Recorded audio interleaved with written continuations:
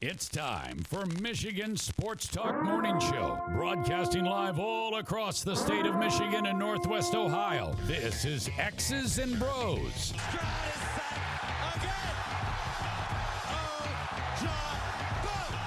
Swings it out to Sadiq Bey. Defended in the corner. To Abdul-Rahman at midcourt. Extra pass. And it goes for the win. The three-pointer by Jordan Poole. Here's the give. Walker. Kenny Walker. Touchdown. Smarty. Goff's got it. Back. Looks. Throws. Ends up. Yes. Caught. Touchdown Detroit Lions. They did it. Amon-Ra St. Brown in the receiving end. Sends one to deep left center field. Back it goes, and that ball's out of here. A grand slam from Miguel Cabrera. He's got 2 goals. Larkin in on goal. Scores! His first career hat trick in his 7th season for Dylan Larkin. Here's your host, Anthony Bellino. Rise and shine, folks. Good Wednesday morning to you. It is the 26th day of April 2023. It's hump day. The middle of the week. Everybody's feeling good. Everybody's in good shape. We made it this far. Friday's right around the corner. If that means anything to you, that is, progress. I like to call that. Welcome here to X's and Bros on the Michigan Sports Network. Danny Caitlin, Ryan Elke, Anthony Bellino, all joining you. Thank you for joining us, no matter who you are, where you are, how you may be listening, all across the great state of Michigan and in Northwest Ohio as well. From Traverse City down to the Glass City, GR to the Motor City, we'll say good morning to you. We welcome you. We thank you. We appreciate you. And, of course, we encourage you. Join the program at any time. You can text the keyword Sports Radio. Send that to 21,000. Sports Radio to 21000. Meyer Supercenter guest line 248-951-2176. 248-951-2176. We're on Twitter at XB Mornings, Facebook, X's and Bros. And, of course, good morning to our television audience as well on BCSN and streaming on our YouTube page at Michigan Sports and Network. Added.com to that to find our website. xbmornings@gmail.com is our fan feedback email inbox. And find us all individually on Twitter as well. Danny Cahalan is the Dan in the studio. Ryan Elke is at Ryan L_Key. And I'm Anthony Bellino at AC Bellino. Gentlemen, good morning to both of you. Happy Wednesday. It's the middle of the week. Got to be feeling at least pretty good about that, right? Well, yeah, and I mean, we're just a few short hours away from a Tiger sweep. Oh. Hopefully. A few short hours. Wow. Man. Could be there. I'm excited. Going to go get a workout in before. It's going to be great. See, that's good. It's good to look at the day with a very positive outlook. Right? Attacking the day with an enthusiasm unknown to mankind, as some like to say. We'll talk a little Tigers baseball with John Wagner coming up after their 4-3 win last night. That's exciting. But, also big night in the NBA and Stanley Cup playoffs. That was a lot. Aaron Rodgers says goodbye. Good for us. Good for us. We are. Look at us. Look. Who would have thought? We're just. It's almost over, folks. Now, you're going to have to listen to the Jets chatter for a little while. But it'll all dissipate. Oh, no, it will not. Are you crazy? Yeah, it'll dissipate. You're great. He's not only Aaron Rodgers, now he's on the Jets. They stink. They stink. Do you remember how terrible they were during the Rex Ryan years and how much coverage they got? A lot of coverage. No, Aaron Rodgers is there. Oh, man. Wasn't he that's fine. He's not wearing green and yellow. Yeah, he's not in our division. Good luck. Good riddance. The festival that they had on the four-letter network yesterday was pretty incredible. It reminded me very much of when Cleveland drafted Johnny Manziel. When Cleveland drafted Johnny Manziel, they had their draft party, and I get it. Like, you're there, everybody's excited. It's the draft. You know what I mean? Like, people are going to cheer. But when they drafted Johnny Manziel, people were losing their minds. The guys on the radio were like, thank God, they were screaming. And it's epic. Go back and type in Johnny Manziel drafted by Br0's at draft party. Like, that's a great video for, a guy that wouldn't do anything for the franchise. Just a big hype machine, just another name, right? Because he could run around and play a little street ball in college. People thought that was going to work at the professional level. They'd hook, line, and sinker on him right away. That's what ESPN looked like yesterday with Mike Greenberg. Greeny, he's having fun. Like, the guy's an all-timer. I'm not going to criticize him, but I think Damian Woody was picking him up, carrying him around. Was it Woody or Swagoo? Which one played for the Jets? Marcus Spears. Yeah, no, you're correct. It was Woody. Okay, so yeah. Woody was picking him up. He carried him around the set. They were just screaming.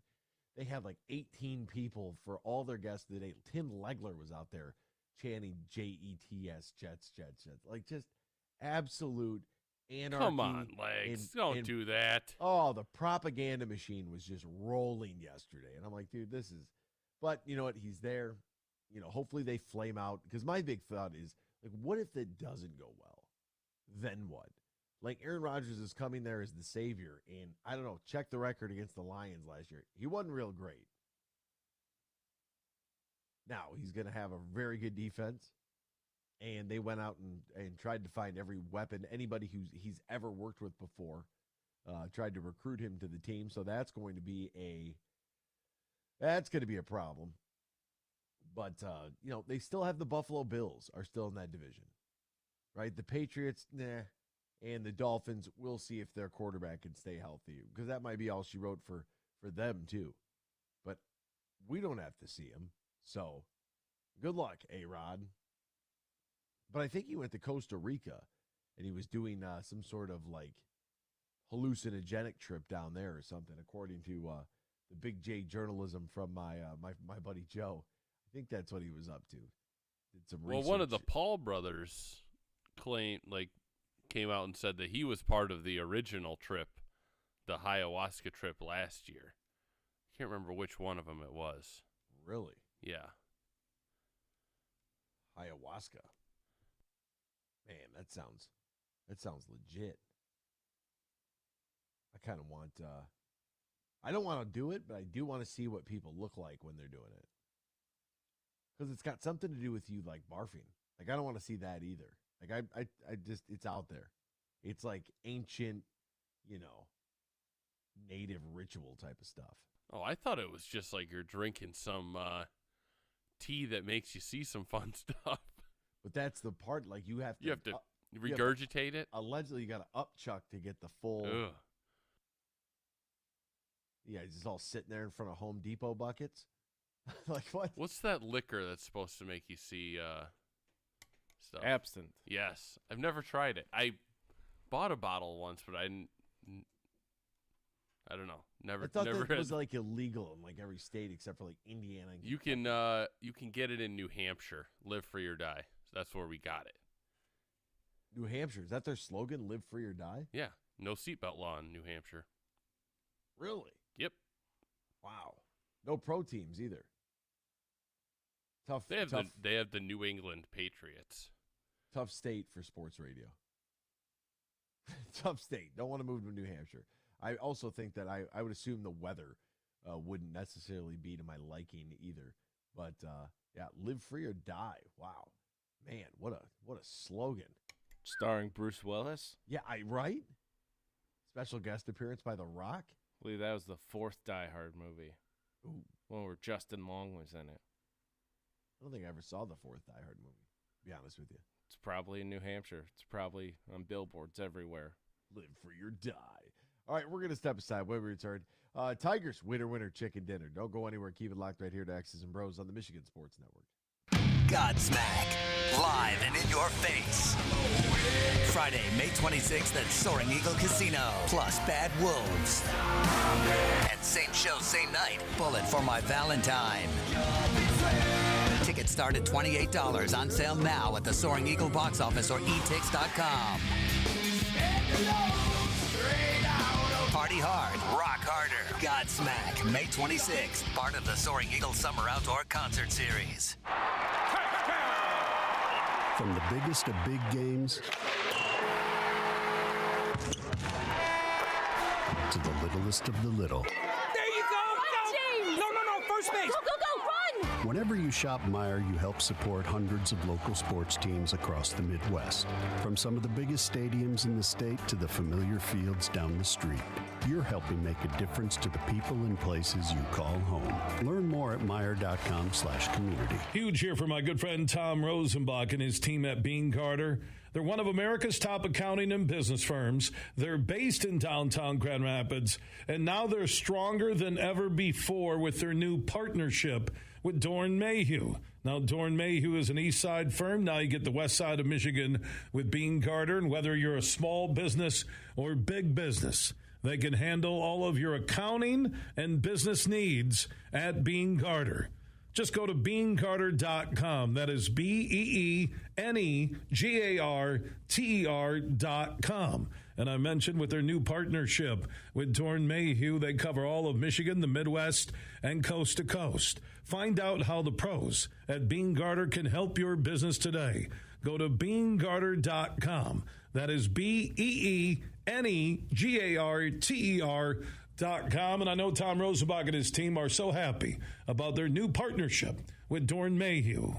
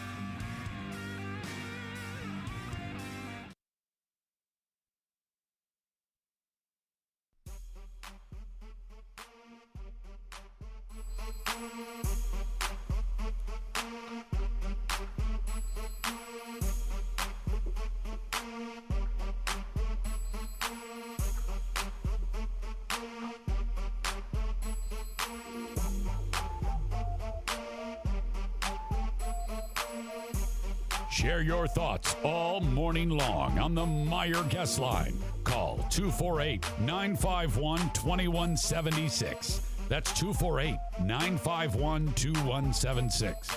Now, back to Danny, Ryan, and AB. Welcome back here to X's and Bros, Michigan Sports Network. Great to have you riding along with us, no matter who you are, where you are, how you may be listening, all across the great state of Michigan and in Northwest Ohio as well. Singled his first time up. Rips it fair down the left field line. Baez trots home. Here comes Haas. He's on his way to third. He'll stay there. Torkelson has his second single of the night, and he drives in the fourth run for Detroit. Did you see the exit velocity on that sucker? Huh? Did you see it? Pete Lots of Pablo. exit velocity last night. Lot of sure. Evo. A lot of it. You got to get on the screen so the people know, like, hey, look how hard he hit that ball. What a day. What a day at the dish for the squad. 12 for 39 overall as a team. Only 8 strikeouts, huh? Strikeout number going down. Number of hits going up. You find that on the XY axis, you're going to be in pretty good shape. Pretty good shape. You know, the Tigers, there's this this Twitter account I follow. The guy's name is Jay Cutta. I don't know who he is. Yes, I know this Twitter account. He's a character. And the Tigers are in the he made this graphic, which I thought was pretty cool, which was pitches seen by your batters versus pitches thrown by your pitchers. And the Tigers were in the good quadrant of that graphic. The teams that see more pitches and their pitchers throw fewer. So that's a good sign. That is a good sign. What are you doing? Like, who does he work for? People claim he's a bot. He said, "No, I'm real." He made a picture of Carlos. Exactly what a bot would say. He made a picture of the baseball Carlos Santana out of thousands of pictures of the guitarist Carlos Santana. Does he have a job? I don't know. I guess. I mean, hey, I'm just glad to see that somebody's got us on a good quadrant somewhere, because it's been one of those seasons, a little bit of a roller coaster, and it's early, right? 1 week we stink, the next week, oh my God, everything's great. It's when we play an AL East team, 1-11 versus AL East teams, 8-2 versus the rest of MLB. So Tigers boycott the AL East. Just say, you know what? We left that division for a reason. We don't want to see them anymore. We're done. I'm uncomfortable playing them. Yeah. Drop one of those on Rob Manfred and see what he says. You know what? I don't know. I don't think we can play him. I don't want to go to New York or Boston. Yeah, too much traffic. Don't go to Tampa. Scared of the Florida man. Still a very underrated city. Hey, your boy, by the way, did it again last night too, huh? Lifts it deep right field. Back goes Anderson. Still going back. That ball is out of here. Into the bullpen. Carpenter jumped all over a mistake. It's a 3-run bomb. Tigers lead it 3-0. Let's hear it one time for Kerry Carpenter. I know my buddy John Wagner doesn't have a lot of faith in him, but keep doing that. So if they keep throwing him inside stuff or over the plate, the outside he will not hit because he is running to first base as he's swinging. So, yeah, keep throwing it inside and he's going to smoke it. That's all we're hoping for.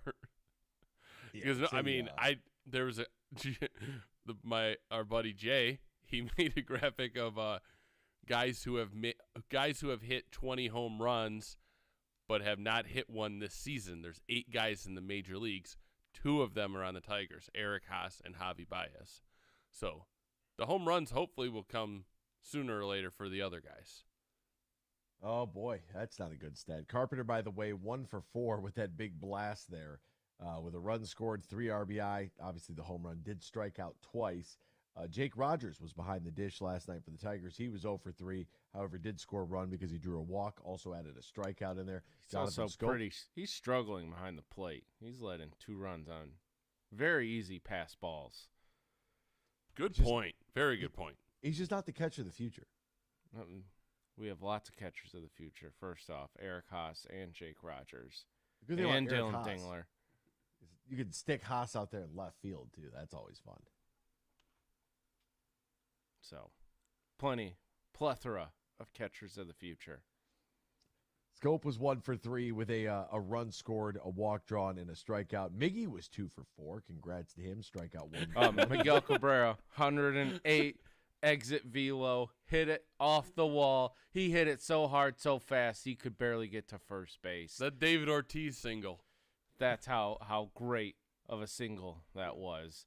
Dan, apologize for all the slanderous remarks that you have made about Miguel on and off the air for the last 2 months. He also had a feeble grounder to shortstop. Nope, irrelevant. His daily irrelevant. Order in the court. Irrelevant. Egregious. Don't need it. Hey, good job, Miggy. 2 hits.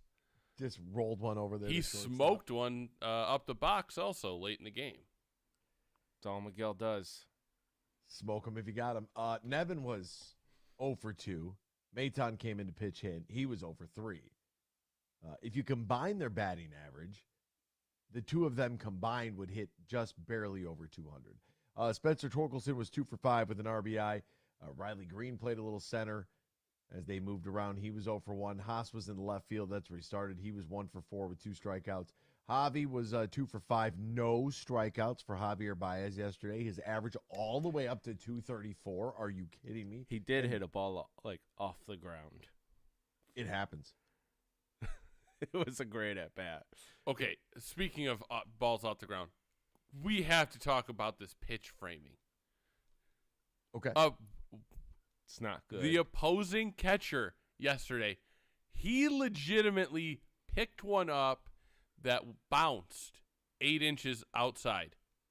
He tried to frame it. You should be thrown out of the game. That's not. This is Major League Baseball. If you're going to frame, be good at it. Attempting to deceive an umpire? Is that where? No, I'm saying that's dumb. Like, pitch framing used to be an art. Pudge, Jason Varitek. Wow, there's a name I mean, that was pitch framing. These guys have no idea how to do it anymore, and all I hear about is how great these guys are. It's awful. Go watch Jason Varitek frame and how he would catch the ball in his palm but have the mitt in the strike zone. That's framing. I love it. It's a really good observation. Adverlin was 3 for 5, by the way, with a strikeout. He's hitting 258. It was your boy Contreras behind the dish last night for the Brewers. Yeah. William Contreras. The ball bounced 8 inches outside. He put it in the middle of the strike zone. Maybe just move this over here real quick. God bless him. Hey, folks, golf season's here. Matt Golden and his team are ready to welcome you to one of the best golfing experiences in the great state of Michigan. Tullymore Golf Resort and Canadian Lakes offering not 1 but 2 championship courses. Tullymore and St. Ives, located about an hour north of Grand Rapids, 30 minutes west of Mount Pleasant. It's up north golf without the drive and the lodging to be able to cater to you, your partner, your foursome, up to 400 of your closest friends and family. TullymoreGolf.com is the website, TullymoreGolf.com, or call 1-800-972-4837, 1-800-972-4837. Book your stay and play at Tullymore today. John Wagner joins us next. X's and Bros, Michigan Sports Network. From the biggest of big games to the littlest of the little. There you go. No, first Whenever you shop Meijer, you help support hundreds of local sports teams across the Midwest. From some of the biggest stadiums in the state to the familiar fields down the street, you're helping make a difference to the people and places you call home. Learn more at Meijer.com/community. For a lot of us, music and mental health are intertwined. That's why the Collaborative Lab created In Tune, a free live stream event, and you're invited. May 18th is Mental Health Action Day, so take action for your own mental health by joining us from 7 to 9 p.m. Musical performances and conversations with the Verve Pipe, Br0's, Carlos Sese, Cole Hansen, and more. Visit IUnderstandLoveHeals.org to learn how you can join the party for free. From planting a simple seed to managing a global food supply, growing, processing, and distributing food is the backbone of America. You deal with food safety and labor issues, cost control, and not to mention Mother Nature. But do you have time to explore research development and biotechnical tax credits? Properly administer payroll for temporary employees. Ensure that you're operating at your most profitable? That's where we come in. We're Bean Garter. And while your business is America's food supply, our business is helping you run your business better. We'll assist with tax credits, assess your processes and controls, and so much more. And while we may not be able to help you plant your crops, we can help you realize a rich financial harvest. From the family farm to worldwide distribution of all the things you grow, grow your business better. Experience service, expertise, and simplicity at Bean Garter. Find us online, beangarter.com. Bean Garter.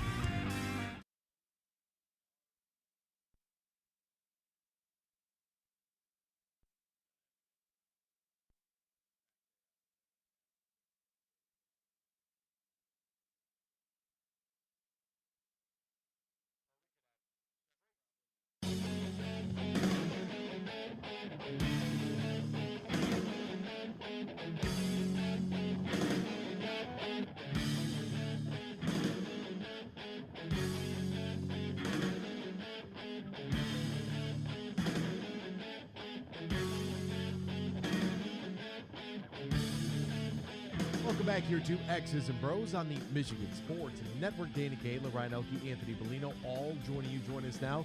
He covered the Detroit Tigers minor league system for a couple of decades. Also a member of the National Football Foundation and Football Writers Association. His name is John Wagner. You can find him on Twitter at John Wagner Media. Johan, my good friend, how are you, partner? What's going on over there in the land of 10,000 lakes? Anthony, I have a little slice of heaven. I hope you and your listeners are doing well. I mean, the sun is out. It's a balmy 40-something degrees. We're living life large because it's not snowing. That's after the winter we've just had, just telling me it's not snowing. I don't care about the details beyond that. You know, it's interesting because yesterday was like 38 degrees and rain here. So, yeah, we had that false summer and everybody took the bait again, as we do every year. Never fails. Just like this year's quarterback class, can't miss. Got to draft them all. Every round you take a quarterback in the NFL draft because we do it every single year. We can't help ourselves, but we'll save the NFL draft stuff. I want to ask you a question because Eduardo Rodriguez has been pretty good for the Tigers. He has been, the ace, if you will, of the staff, and he had a really good shot at a no-hitter against the Milwaukee Brewers in Game 1 of their series the other night, and it got brought to my attention that maybe the Tigers need to move on from Erod. Oh, I'm sorry, it wasn't the Brewers game. What am I talking about? It was the Orioles game because they ended up losing the game. Of course they did, even though he was dynamite. But it got brought to my attention that maybe the Tigers should look at moving on from him and trading him for prospects. And my question is, there are only so many Baseball America top 30 prospects from every team, right? And you and I have had this conversation multiple times. Out of those top 30 prospects, how many are actually going to make the major leagues? And then once they get there, how many are actually going to stay? Rodriguez goes 7 innings of one-hit baseball with 6 strikeouts on 95 pitches and a 2-1 loss in 10 innings. At some point, they have to retain somebody, right? You can't keep wheeling and dealing for more and more prospects. Well, I will answer that because that is a fascinating question, Anthony. But before we go there, I want to ask you this because you're already, I know you're in NFL draft mode, but it's been funny the last 2 weeks, 3 weeks actually, when you and I have talked, the moment the word Tigers came up, a couple weeks ago, they had only won once or twice, and their record, they were already 10 games under 500, and you wanted to blow it up and, sell the entire team and get an entirely different team. And then last week, they had won a couple games in a row. They were the second hottest team in baseball. Yeah, and you're all of a sudden, hey, they're not it. This team's got a chance. We're excited about our Tigers. And then this week, well, they lost 3 straight in Baltimore. And Anthony, you're on a roller coaster, man, and your roller coaster is the wildest. I mean, any theme park can take lessons from you in the roller coaster. I mean, you got a little therapy here for a second. Are you ready? Therapy, Anthony. The roller coaster ready? I'm on is if Cedar Point married NASA and used a heavy dose of narcotics. And then involved a SpaceX missile, right? I mean, just bundle it all together. Exactly. So, therapy. Here we go. Breathe in slowly through your nose. Breathe out slowly through your mouth. They're going to play 162 of these, Anthony. They're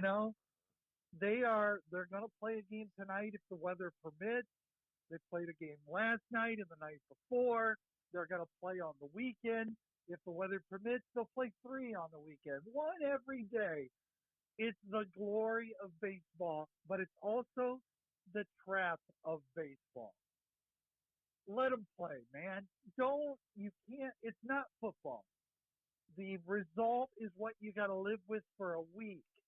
And if they stunk, you got a week of they stunk. And if they were great, you got a week of the elation of, man, our team was great. 5 Super Bowl tickets now. I'm going, That's how football rolls. That is not NOT how baseball rolls. You're going to have ups and downs. You just got to hang with them, okay? Be as smooth as you can, level. Not too high when they're doing well, not too low when they're struggling. It's just got to be an even keel, okay? I'm trying, and it's not just me, right? You are not. I am. Come on now. Oh, You're John, not they trying. could go I can't- 0-162, John. The NFL draft is tomorrow, for God's sakes. Are you kidding me right now? We got schedules being released. I mean, John, for me, I got the NBA. I got the NBA playoffs going on. I got Stanley Cup playoffs on. I got a million other things that could be happening right now. I might watch the World Championships of Highlight. Go down to Miami and spend a weekend down there for the Highlight World Cup, if that's even what they call it. Premier League soccer, John. But I am a voice of the people and the things that people send me, whether it's via text or via tweet. So I am the vehicle in which these people decide that they want to either share their jubilation and joy or vent their frustrations. Okay. Then, Anthony's listeners, repeat after me. Breathe in through the nose, slowly. Give Anthony a break. Settle down. We're going to play 162 of these. Breathe out through the mouth slowly. Breathe in the positive. Going to be a great, sunny, warm day. Breathe out the negative. The snow's in our rear view mirror. Sound like the guy from Happy Gilmore when he's trying to explain, like, you got to feel the flow, circular, you know? And on the putting green. Like, I mean, Riley Green is hitting 224 right now in 85 at-bats. Like, Spencer Torkelson's hitting 218, a little bit better of lately. Javier Baez is up to 222. That's great. Maton's all the way down at 154, but he's had some shining sort of moments. We can get sort of happy about Kerry Carpenter, and then poor Miguel. I mean, my God, the swan song ain't going too well. We just let them play. They're the wisest thing the Tigers can do this year, and they've telegraphed this. This should surprise zero Tiger fans who walk into their season with their eyes open. These guys are the ones that are going to play. They're going to play 140, 50, 60 games each. I'm giving them a few days off. You know, nobody's going to play 162. That's fine. They're going to get their at-bats. I hear you. You know, he's already got 85 at-bats. When this season's done, Riley Green is probably going to have north of 500 at-bats, assuming he stays healthy, of course. He's got a lot of season to go. He's also extremely young. He's also in the majors really for the first time, okay? He had a partial season last year. Torkelson, second year. He's still figuring some things out. You got to give these guys a chance. I mean, what's the alternative? Right now, the Tigers have not given you an alternative. They've told you they're rebuilding. We just got to have deep breaths and keep watching. And do not. And Anthony, I know you don't do this. This is 100% for your listeners, okay? Don't decide things on a day. A day of evidence is not enough. Don't decide something on a week. A week of evidence is not nearly enough. And if you are smart, don't decide it on a month. There's a fair amount of evidence to go with there, but give yourself more time. Whenever we've talked, Anthony, have I allowed you to grill me for decisions before Memorial Day? Have I ever? No. No. No. And that doesn't change. No, Memorial Day is our day where it's like we don't know anything until Memorial Day. And then once we hit the holiday weekend, then you got to give them enough in it. Then it's abandoned ship. Burn the ships. Everybody overboard. Get the hell out of here. But I got to ask you then. Exactly. Women and children first. But it is an interesting and very complexing scenario that we run into then with a guy like Eduardo Rodriguez, who's been, he's been good this year. Like, he's the shiny. No, he's been terrific. So Okay, all right. I'm being extremely modest. Small sample size. I'll totally grant you. He's been terrific, though. I mean, he's been really good. In 5 starts, right? He's got a 2.32 ERA. He's thrown 31 innings. His WAR is a 1.2. That's easily the best on the squad. His WHIP is a 0.84, and his Ks per 9 inning is 7.3. Like, he's been great. He's only walked 5 batters this entire season thus far, and I think that's great. Less than 2 walks per 9 innings of work. That's a terrific number. Is it sustainable? Yeah. It's not his career averages. Now, having said that, usually he has more strikeouts in his career. I mean, in Boston, he was averaging 9-10 strikeouts per 9 innings. So it's been down I want to say 7 in his time in Detroit the last time I looked. But hey, yeah, he's been terrific. We're totally nitpicking if you think I'm criticizing him. 100% a nitpick. He's been great. Do you want to trade him for prospects? That's the question you're asking, right? Yeah, I want I'm really uncomfortable asking. This isn't me asking this. This is your man, Freddie. I said, he's tweeting about this, and I'm like, I don't know if I can do that again. Like, eventually, we got to retain somebody. Well, here's the question you ask yourself, and there are 2 related questions.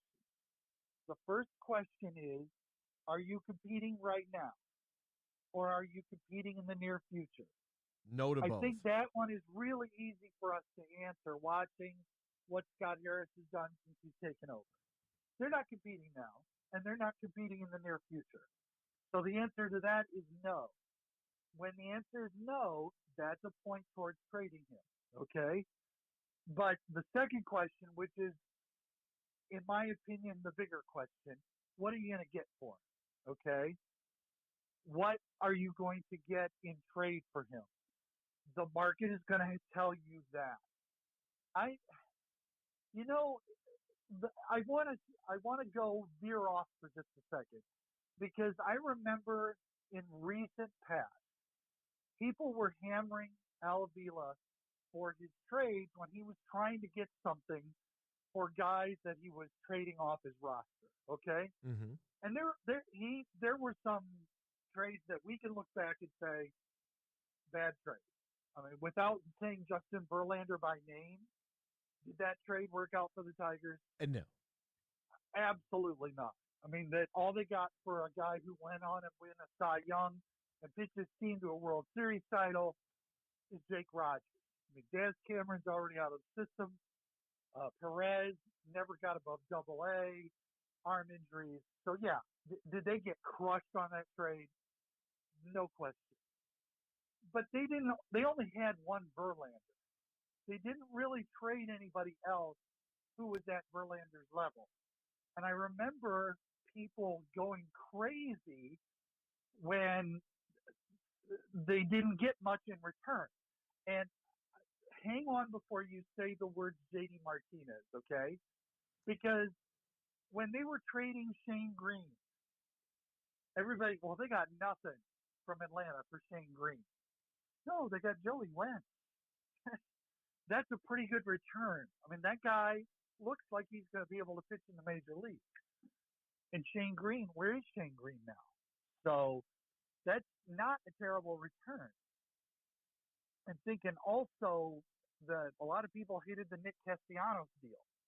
Castellanos was only with the Cubs for a couple of months, and they got Alex Lang in return for him. Alex Lang is a guy who's going to have to be part of the Tigers bullpen before, if things are going to be figured out short term, The other guy I was thinking was when they traded Daniel North. They got Reese Olson from the Brewers. Now, Reese Olson this year has struggled mightily with Toledo. I listened to one of his starts the other day. He didn't get out of the second inning. His ERA is double figures. I mean, it's 10, 12, something like that. It's a ridiculous number. So he's struggling. Reese Olson's also 23. He's 23. He's young. And the guy that they traded him for, Daniel Norris, he's also in AAA. In fact, Daniel Norris, the game I was listening to that Reese Olson started, Daniel Norris came on in relief for Columbus. So my problem, I guess, my point in all this is Al Avila, for all the talk about, he got nothing for all these guys he traded away. He got something, and really, I mean, outside of Castellanos, who only was there for the Cubs for a couple of months and was a free agent, they got something for nothing, I thought. Now, and again, I know people are going to be, I hope, don't swerve off the road if you're driving. Don't burn the toast. Don't spew the coffee, don't spit take on me. I'm not telling you that was enough to save Al Avila's job, okay? Not saying that. I'm just saying, let's remember that when the next set of trades go through and people are saying, oh, he got nothing for this guy. He got nothing for this guy. You got to give trades time, especially prospect trades, time before you figure out if you got something in return. So that brings, by the way, JD Martinez aside, yeah, they got very little, not very productive for a guy who turns out to be a major league hitter. But he was in Arizona for a short time, end of contract. Arizona basically got him for 2-3 months. Because the Tigers have done better on that trade, yeah. But this was not the carnage that the Justin Verlander trade was. Houston got years and years and a World Series title for nothing. Arizona got 3 months out of a guy for nothing. I thought they're two very different trades. Edwin Rodriguez. Have I set the table for you, Anthony? What's your thought? Do you think that a move should be made? Oh man. Let me throw one other thing at you, okay? One other consideration. And by the way, in case you think this consideration is going to make the decision easier for you, spoiler alert, it's not. This contract. He's getting paid, I want to say 14, 15 mil. As I remember, it's 5 years, 75 million. If I'm way off, please correct me. That's what I'm remembering, though. 5 years, 75 million, something like that. So you're talking, basically, if my math skills are hanging correctly, roughly $14, $15 million a year. Okay? You're going to get $15 million off the book for a part of this year, and also 3 more years to go. I mean, he's John Wagner. It's not our money, John. I'm not worried about spending it. We don't spend it anyways. Find him on Twitter, John Wagner Media. Johan, my friend, thank you so much for your time today, partner. We greatly appreciate you. Yep. My point is, it's a hard decision. I hope you and your listeners have a great week mulling it over. Don't forget the NBA playoffs are happening right now over at DraftKings Sportsbook, an official sports betting partner of the association. Get in on all the excitement of every game with the touch of a button. New customers can make a $5 pregame moneyline bet and score $150 in bonus bets when your team wins. Plus, everyone can score a no-sweat same-game parlay every day during the playoffs. Open up the DraftKings Sportsbook app right now. Opt in and place the same-game parlay on any NBA game. If it doesn't hit, don't worry. You get a bonus bet back up to $10. New customers, download the DraftKings Sportsbook app right now. Use the promo code HUGE, promo code HUGE only at DraftKings. Now, if you or somebody who has a gambling problem, wants help, needs help, call the Michigan Department of Health and Human Services Gambling Disorder Helpline at 800-270-7117. 21 plus Michigan only. Bonus bets expire 7 days after issuance. Opt-in is required. 1 bonus bet based on the amount of the initial losing NBA bet. Eligibility, wager, and deposit restrictions to apply. See terms at sportsbook.draftkings.com/basketball terms. Hour 2 is next. Michigan Sports Network. At Mercantile Bank, we believe supporting the communities we serve is a vital part of who we are. Our team is here to make a positive impact, a real difference, and we're always looking for leaders to join our team because we're not just a bank, we're a partner, here to support what matters most. Come grow with us. Visit mercbank.com to learn more and let's support our community together. Mercantile Bank. Member FDIC, Equal Opportunity Employer. Imagine this. winning big at Soaring Eagle. Spin the money wheel and win up to $100,000 cash. Every Saturday in April from 5 to 11 p.m. One winner each hour will spin for the win and take home up to $100,000. Whirl in for $100,000 money wheel. Only at Soaring Eagle Casino and Resort. Your getaway reimagined. Visit SoaringEagleCasino.com for complete rules and details. From the biggest of big games to the littlest of the little. There you go! Go! No, first base! Go, run! Whenever you shop Meijer, you help support hundreds of local sports teams across the Midwest. From some of the biggest stadiums in the state to the familiar fields down the street. You're helping make a difference to the people and places you call home. Learn more at Meijer.com/community. Huge here for my good friend Tom Rosenbach and his team at Bean Carter. They're one of America's top accounting and business firms. They're based in downtown Grand Rapids, and now they're stronger than ever before with their new partnership with Dorn Mayhew. Now, Dorn Mayhew is an east side firm. Now you get the west side of Michigan with Bean Carter, and whether you're a small business or big business, they can handle all of your accounting and business needs at Bean Carter. Just go to beancarter.com. That is BEENEGARTER.com. And I mentioned with their new partnership with Dorn Mayhew, they cover all of Michigan, the Midwest, and coast to coast. Find out how the pros at Bean Carter can help your business today. Go to beancarter.com. That is BEENEGARTER.com. And I know Tom Rosenbach and his team are so happy about their new partnership with Dorn Mayhew.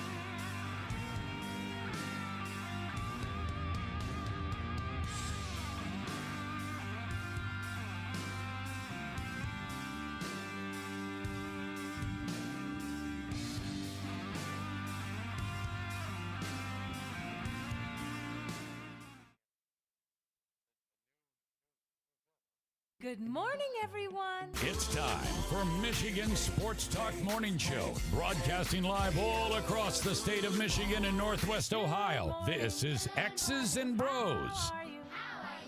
Good morning. Good morning. Good morning. Good morning. Good morning. Good morning. It's a good morning. Wake up to a brand new day. Hello. Good morning. Good morning, Vietnam. Here's your host, Anthony Bellino.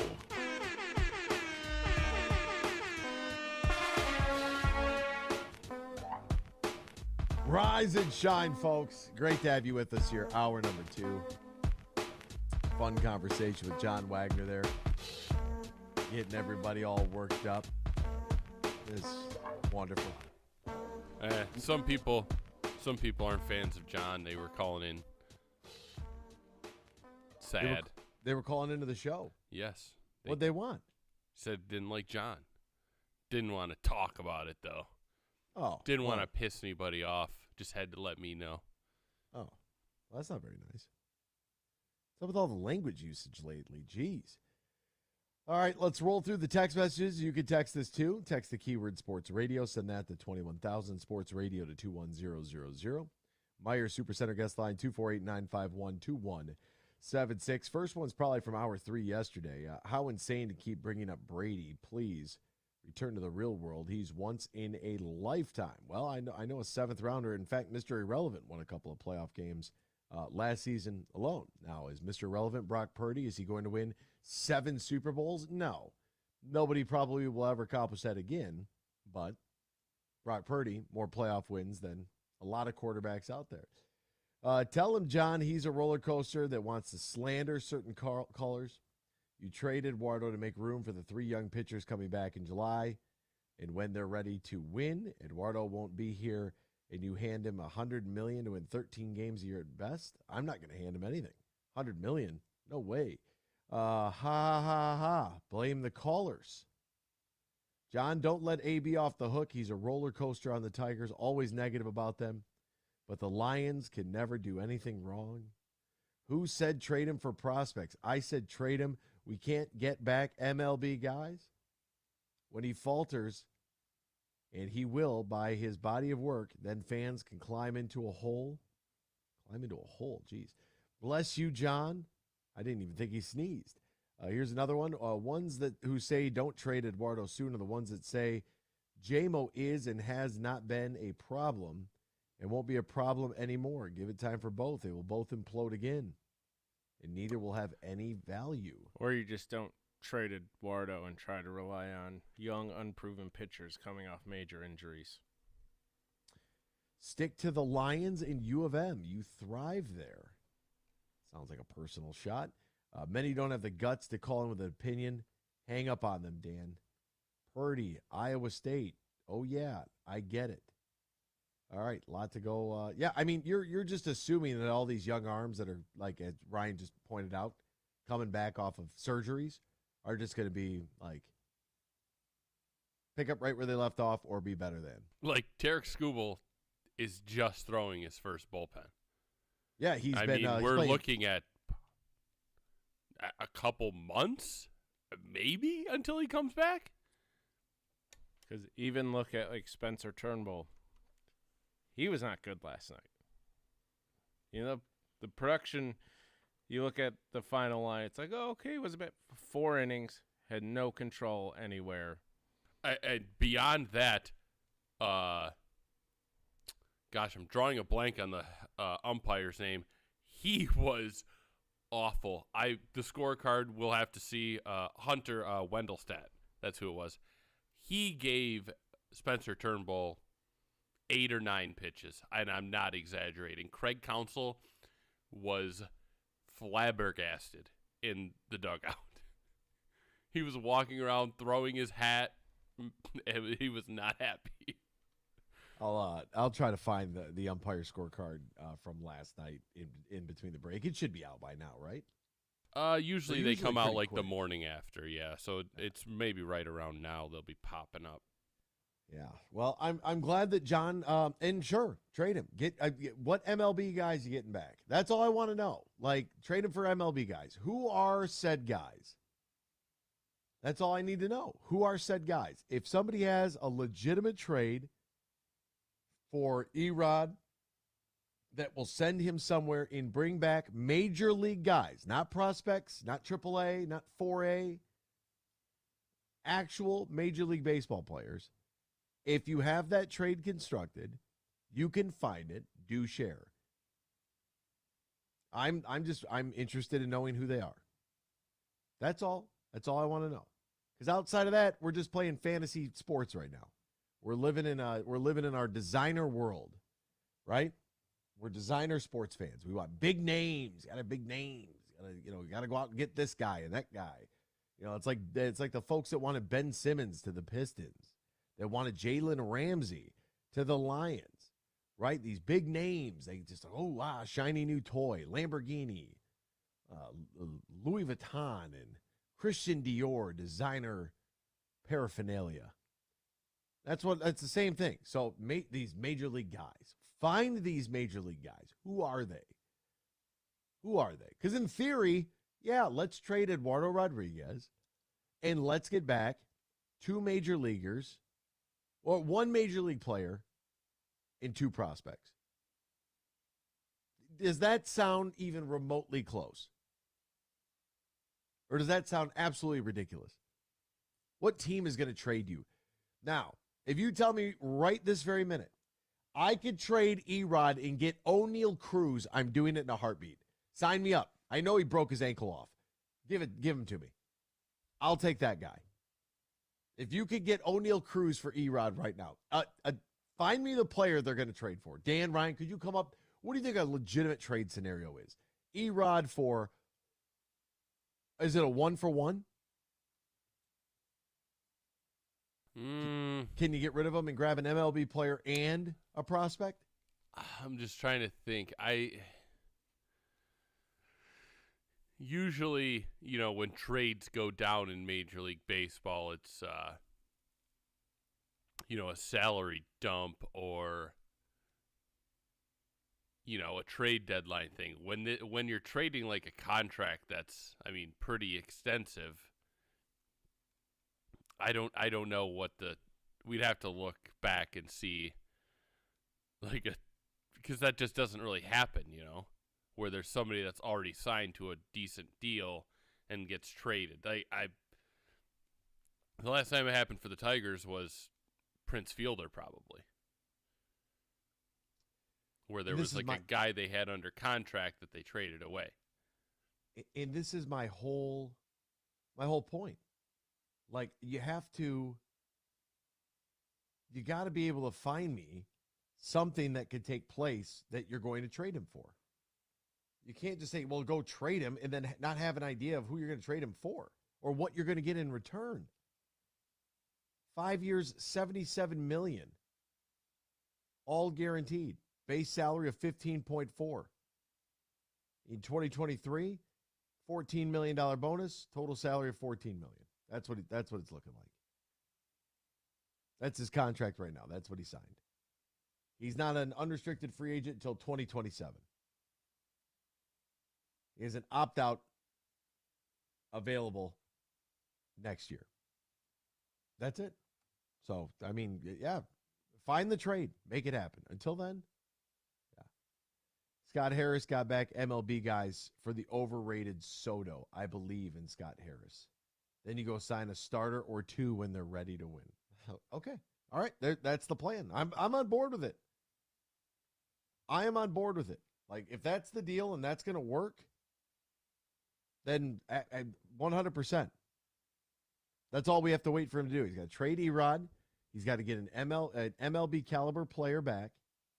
And then from there, we're going to acquire two more starting pitchers that are going to be Cy Young candidates. And then we'll be good. We'll be good. And simple as that. Piece of cake. All right, coming up next here, we'll get to Lions trivia, a little NFL draft for you as well. Don't go anywhere. Keep it locked right here. X's and Bros, Michigan Sports Network. From the biggest of big games to the littlest of the little. There you go! Go! No, first base! Go, run! Whenever you shop Meijer, you help support hundreds of local sports teams across the Midwest. From some of the biggest stadiums in the state to the familiar fields down the street. You're helping make a difference to the people and places you call home. Learn more at Meijer.com/community. From planting a simple seed to managing a global food supply, growing, processing, and distributing food is the backbone of America. You deal with food safety and labor issues, cost control, and not to mention Mother Nature. But do you have time to explore research development and biotechnical tax credits? Properly administer payroll for temporary employees. Ensure that you're operating at your most profitable? That's where we come in. We're Bean Garter. And while your business is America's food supply, our business is helping you run your business better. We'll assist with tax credits, assess your processes and controls, and so much more. And while we may not be able to help you plant your crops, we can help you realize a rich financial harvest. From the family farm to worldwide distribution of all the things you grow, grow your business better. Experience service, expertise, and simplicity at Bean Garter. Find us online, beangarter.com. Bean Garter. They say consistency is the key to success. They weren't wrong. So how about grabbing a beer that's consistently smooth, consistently refreshing, and consistently light? You might just find that the road to success can be pretty enjoyable. Michelob Ultra, the perfect balance of taste and refreshment, and only 2.6 carbs and 95 calories. It's only worth it if you enjoy it. Enjoy responsibly. Anheuser-Busch Michelob Ultra Light Beer, St. Louis, Missouri.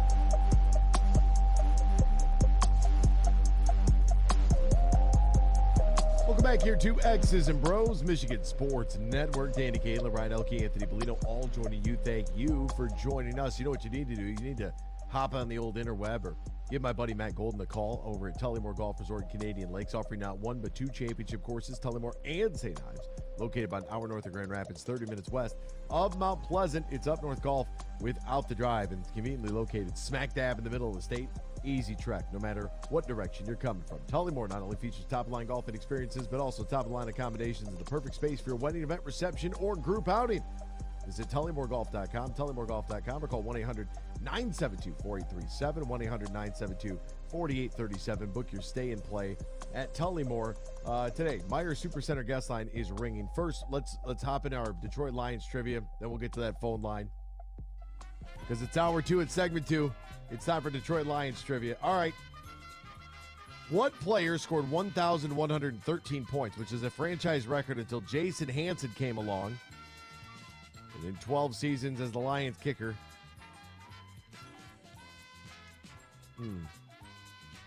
This player. Eddie Murray.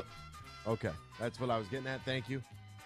The way it was worded was kind of weird. It made it sound like Jason Hansen was only there for 12 years. Eddie Murray is correct. I'll shut up.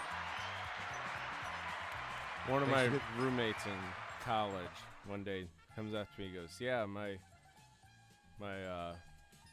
cousin or his uncle, you know, so your dad's cousin, he goes, played for the Lions for so many years.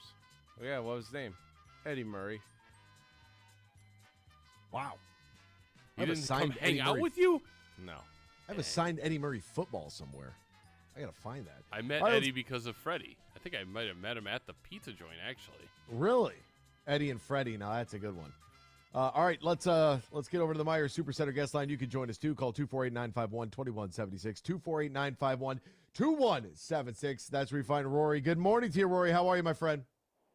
Good, Anthony. How you doing, man? It's fabulous. Another day in paradise. It's Wednesday. It's hump day. It's truck day. That's what day it is. It's truck day over here at the store. Oh, okay. Yeah, we like that. I'm over here in the frozen aisle, getting these crinkle fries thrown up to the good people of Monroe. All right. Rory's knee deep in crinkle fries. That's good to hear. All right, man. What do you got for us this morning? Well, we were talking about this Bags of Store here, and first I give props to one of my boys who I was on the phone with. We made this discovery. Talking about, the upcoming draft and maybe the shortcomings of our beloved NFL franchise over the last multiple of decades. And we wanted to come up with a reason as to why maybe, it might not actually be our fault. It might be something else that is out of our control. And, the discovery starts in 1922 when the Ford family buys the Lincoln Motor Company, right? And then you bring it all the way up to JFK's assassination, which JFK was assassinated in a 1961 Lincoln Continental limousine, right? And he was assassinated on November 22nd, 1963, which just so happens to be the same day that the Fords bought the Detroit Lions. So I guess what we're getting at here is, are the Detroit Lions under a Kennedy curse? And if so, could we even get out of that? But how would you reverse such a Kennedy curse? Sorry, repeat that? How would you reverse the curse? I don't know. Dan Campbell's the only guy with the answers to that. You got to sacrifice a chicken at midfield in a Lincoln. Yeah, that's what it sounds. That's what it sounds like it's coming down to me. So either we do that, or maybe more losing seasons ahead. But I don't believe that right now. Big Brad Holmes guy. So no worries over in this camp. There's Rory in the frozen aisle putting up the crinkle fries. So yeah, there. We have a situation now where the Ford family buys the Lincoln Motor Company, and then JFK is assassinated in a Lincoln on the same day that the Ford family purchases the Detroit Lions. I did not know those dates were the same. That is that's new information. I guess it's not new information, but it's new to me. You learn something new every day, I suppose. Rory in the frozen aisle, man. Appreciate the call this morning. Yeah, of course, man. I'll talk to you soon. There he goes. knee deep in crinkle fries. Huh. You guys buying or selling that? I think that's the research. It was Lee Harvey Oswald from the Texas Book Depository building. Yeah, Dan put on his tinfoil hat, so there's no links together. I'm sorry, guys. It was just him. Well, no. Rory's not saying that the Lions assassinated Kennedy. He's talking about the sequence of events in the vehicles and the correlation between the two. I mean, do you just have to blow up a Lincoln in the parking lot? God, I hope not. They're expensive. The Aviator is beautiful. Well, I mean, what else do you do? And I just fact-checked, Rory. That is correct. It is correct. So the same day the Ford family bought the Lions, JFK was assassinated. So JFK goes to the front page. Lions go all the way to the back page because obviously it's one of the biggest stories in the world. And Dan somehow wants to go back to Lee Harvey Oswald, which outside of, I guess he does play a major role in the story, but not for the fact of is this just coincidence or is there actually a curse? Everybody's got a curse of the babe. There's certain franchises out there. That's interesting. Freddie drives a Lincoln. I'd like to get Freddie's opinion on this because I think that's really well thought out. We might have to get that young man a pizza. That's all I'm saying. We might have to find a way to get that young man a pizza. I think he deserves it after that. And I also want to know what he and his friend were on the phone talking about that led them to trying to figure out and discover exactly why the Lions have been in a state of futility since 60. Hang up on that negative caller. Who's negative? Who's negative? Is that Freddie texting that? I feel like he's going to have to call in. It's been very hostile this morning. Very hostile this morning. Way more hostile than I thought it was going to be on a Wednesday. And look, it's not about being positive. It's not about being negative. That is a theory as to a curse that may or may not exist for the Detroit Lions. Let's get to James and Burton, who's on hold. James, good morning to you, my friend. How are you, partner? Hello, Anthony. How's it going, my friend? I'm doing very well. How are you? Daniel and Ryan, good to talk to you guys. Always great to hear your voice, James. Hey, thanks, Anthony. Listen, I got a quick response on that last caller. I've been down in Dallas. I'm like a nut on this stuff, but I've been down in Dallas. I've been up in the school book depository building. And I just want to say I'm a Kennedy baby, and listen, I don't, but I definitely lean more towards trading Bobby Lane as a curse for the Lions. But you guys know, last time I called, it's been before the baseball season even started, and I predicted Kerry Carpenter was going to hit 30 home runs, and looks like he could possibly have about 8 right now. He's been robbed of 1. He's hit about 3 to the wall at least. So he has been good. He has been good. He had one last night. That's look, I mean, the guy hits 210. Is he an everyday Major League Baseball player for the future? I don't know, but he's got some pop in his bat. That's for sure.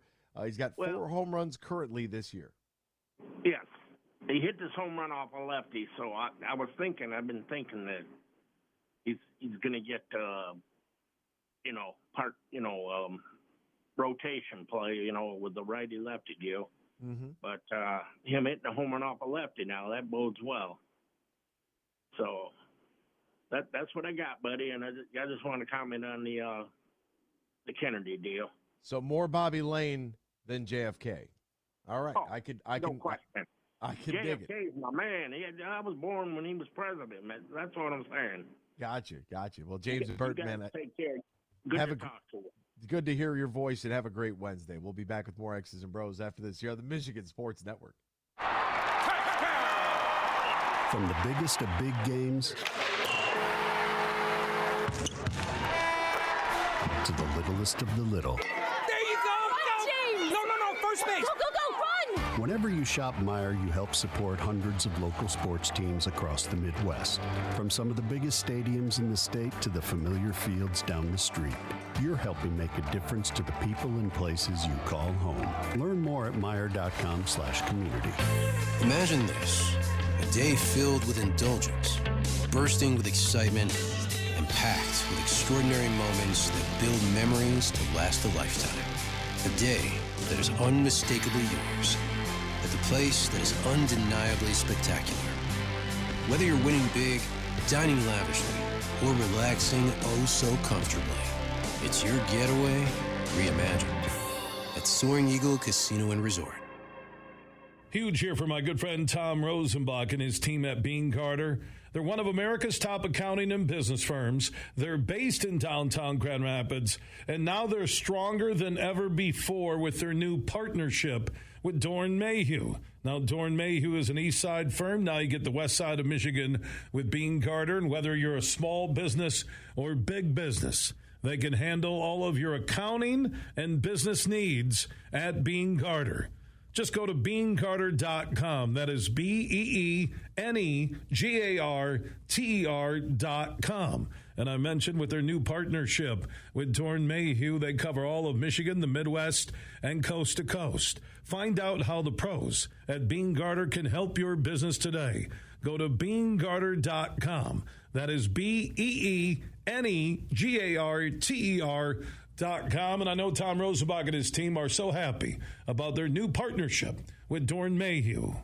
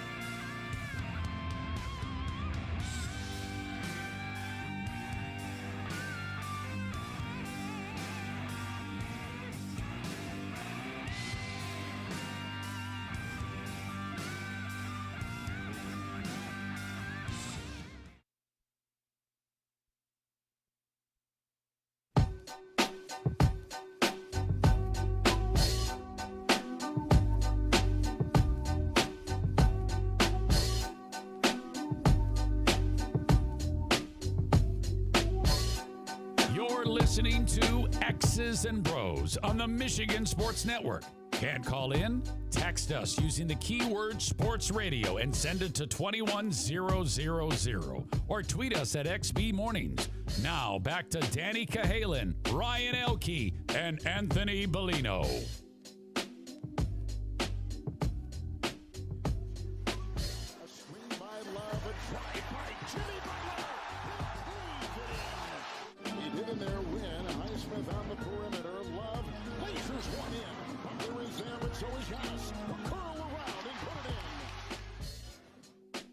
Jimmy Butler.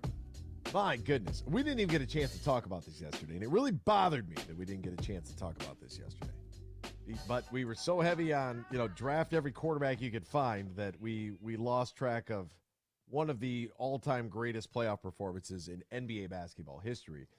And as I have been saying, and the results, the proof I feel like is kind of in the pudding, that there has never been a larger dispersion of talent across the National Basketball Association in league history. I'm not going after your favorite childhood player.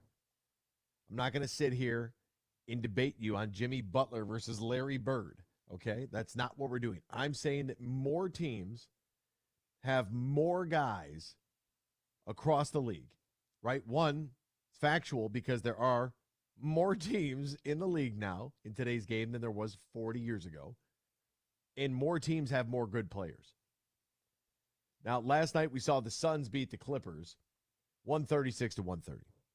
And it's another game. Devin Booker went crazy, 47 points, 8 rebounds, 10 assists. That's fine. They gave up 130 points to the Clippers. I think if you're a Phoenix fan, you should be highly concerned of what's going on here. They get 47 from Booker. They got 31 from Durant. 21 from DeAndre Ayton, 21 and 11 with 3 assists, by the way. And just a hodgepodge off the bench. Whereas the Clippers, on the other hand, they were able to get 58 points off the bench. 58 points off the bench. Because they have to start Marcus Morris at small forward. Because Kawhi Leonard and Paul George are out. So you have Norman Powell, Eric Gordon, Russell Westbrook, 3-guard lineup. No Paul George, often injured. And Kawhi Leonard. I mean, honestly, Steve Ballmer should be able to get some money back from Kawhi Leonard. That's one of the worst maybe it's his fault, maybe it's not. I don't really know. But that dude is one of the, and Stephen A. said this last week, and nobody really said anything about it. He's one of the worst superstars we've ever had in the league. He's never available. The guy plays like 30 games a season. And what's the point? Honestly, Paul George, what's the point? You went through that entire NBA regular season, only to get knocked out because neither one of you are available, and you lose 4 games to 1. Phoenix, on the other hand, they got to find a way to play some defense, or they're going to be in trouble. Denver, they close out the Timberwolves 112-109. They win that series 4-1. Nikola Jokic, 28 points, 17 rebounds, 12 assists. Celtics lose to the Hawks last night. Did you see Trae Young on the step back? Oh, my goodness. Now, I'm not a Trae Young fan, but that is a hell of a shot at the end of the game. And all things, because that was a really, really entertaining game. And I saw that Ryan had put up on the screen the most competitive first round of the NBA playoffs in years. Factual. And why is that? Just because the one rosters, sweep. Yeah, the rosters aren't that lopsided. And even when we look at it, there's a lot of 3-1, but one's Miami, the 8 seed, holding a 3-1 series lead over Milwaukee. Now, Giannis has been out for 2.5 games of those 4 games. So that seems like why. And even game 4, he did not look great about halfway through that game. He's hurting. Yeah, he's trying. But at least he's out there. Right. And De'Aaron Fox broke the tip of his finger, and he said, no ifs, ands, or buts about it. I'm playing. I won't slander Paul George because that news came out before the series of hey, he's hurt. He probably won't be available this first series. So it's okay. That, I think it makes it more tolerable. And even if Kawhi is actually hurt, there's enough. Go back to Draymond Green. There's enough of a track record here to where it can be like, are you really hurt? Or are you just bored? Yeah, I don't understand it at all. I really don't. It drives me up the wall. Final moments, closing seconds of that Celtics-Hawks game last night. And Hunter. And here's Young. Backtracks. 5 to shoot. Young lets it go. And hits. Woo! Ice cold. The only reason that's tolerable is because of Gus Johnson, which is honestly one of the best pickups TNT has had. I mean, congratulations. You guys, brilliant move. Brilliant move having Gus. I can't believe they haven't tried to do more with Gus and the crew. You know, the NBA on TNT. That's just that is a brilliant signing because that guy, it just sounds like basketball. All right, so then the day before, we had the Lakers beating the Grizzlies in overtime, 117 to 111. I want to get to this on Monday because there was an ejection of Dillon Brooks. And now Dillon Brooks is crying that it's the media's fault. The media's fault for why he got ejected, in game 3. And then game 4, LeBron takes him one-on-one to the hole and gets the bucket. And he said, Dillon Brooks said, I can't respect anybody until they go for 40 on me. Well, LeBron had 22 and 20, so that's if you combine them, that equals 42, as astutely pointed out by the professor himself, the doctor, Shaquille O'Neal. Dillon Brooks is the ultimate frontrunner, and that's why this has been talked about with their franchise, because they're very young. And although they were 20 games over 500 at the end of the regular season, where are their winners? Who on that team is a winner? Who's going to lead them to winning games? That's what I want to know. John Morant, 8 for 24 from the field. That's not good at all. Luckily, they were able to get 36 from Desmond Bain, or they really would have been having some issues. But Dillon Brooks now, after LeBron scores on him, gets the bucket at the end of the game. Lakers go on to win in overtime. Dillon Brooks doesn't want to talk to the media. He doesn't. He's skipping his post-game interview saying, I'm out. That's what he said. So you're only going to talk to the media when you have a good game. You're only going to talk to the media when things are going positively. But the minute things start to get a little hard, all of a sudden, oh no, tuck my tail and run. Dillon Brooks saying that, well, the media is painting me like this. Dude, you're the one that showed up to the game. I think it was maybe like a Fendi sweater. I thought it was a fur coat at first.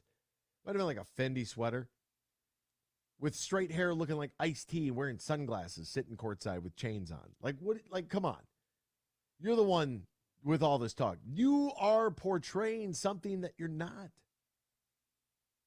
You want to be that tough guy? Okay. Nobody else agrees with that. Nobody in this league fears you. Offensively or defensively. Like, what's the bet? Like, what's the worst thing you could do? Like, backhand LeBron James in the junk? I will have to give a shout to Nick Wright, who pulled the stats after the last game. So that of players with 40-plus field goal attempts in the playoffs, Dillon Brooks ranks last in just about every category. I mean, my God. And now this guy, all of a sudden, is like, oh, the media. Like that. Like, no, it's not the media's fault. Don't try to play on people's emotions when you hear the word media, because we know what that does in today's era, right? Yeah, it's one guy out here pushing new media this, the new media that. Like, there's no new media. There isn't. There isn't. It's the sports writer's responsibility to tell the stories of the game, right? It's the television sports anchor's responsibility to show the people what happened in the game. And it's our responsibility to break down everything that happens in between.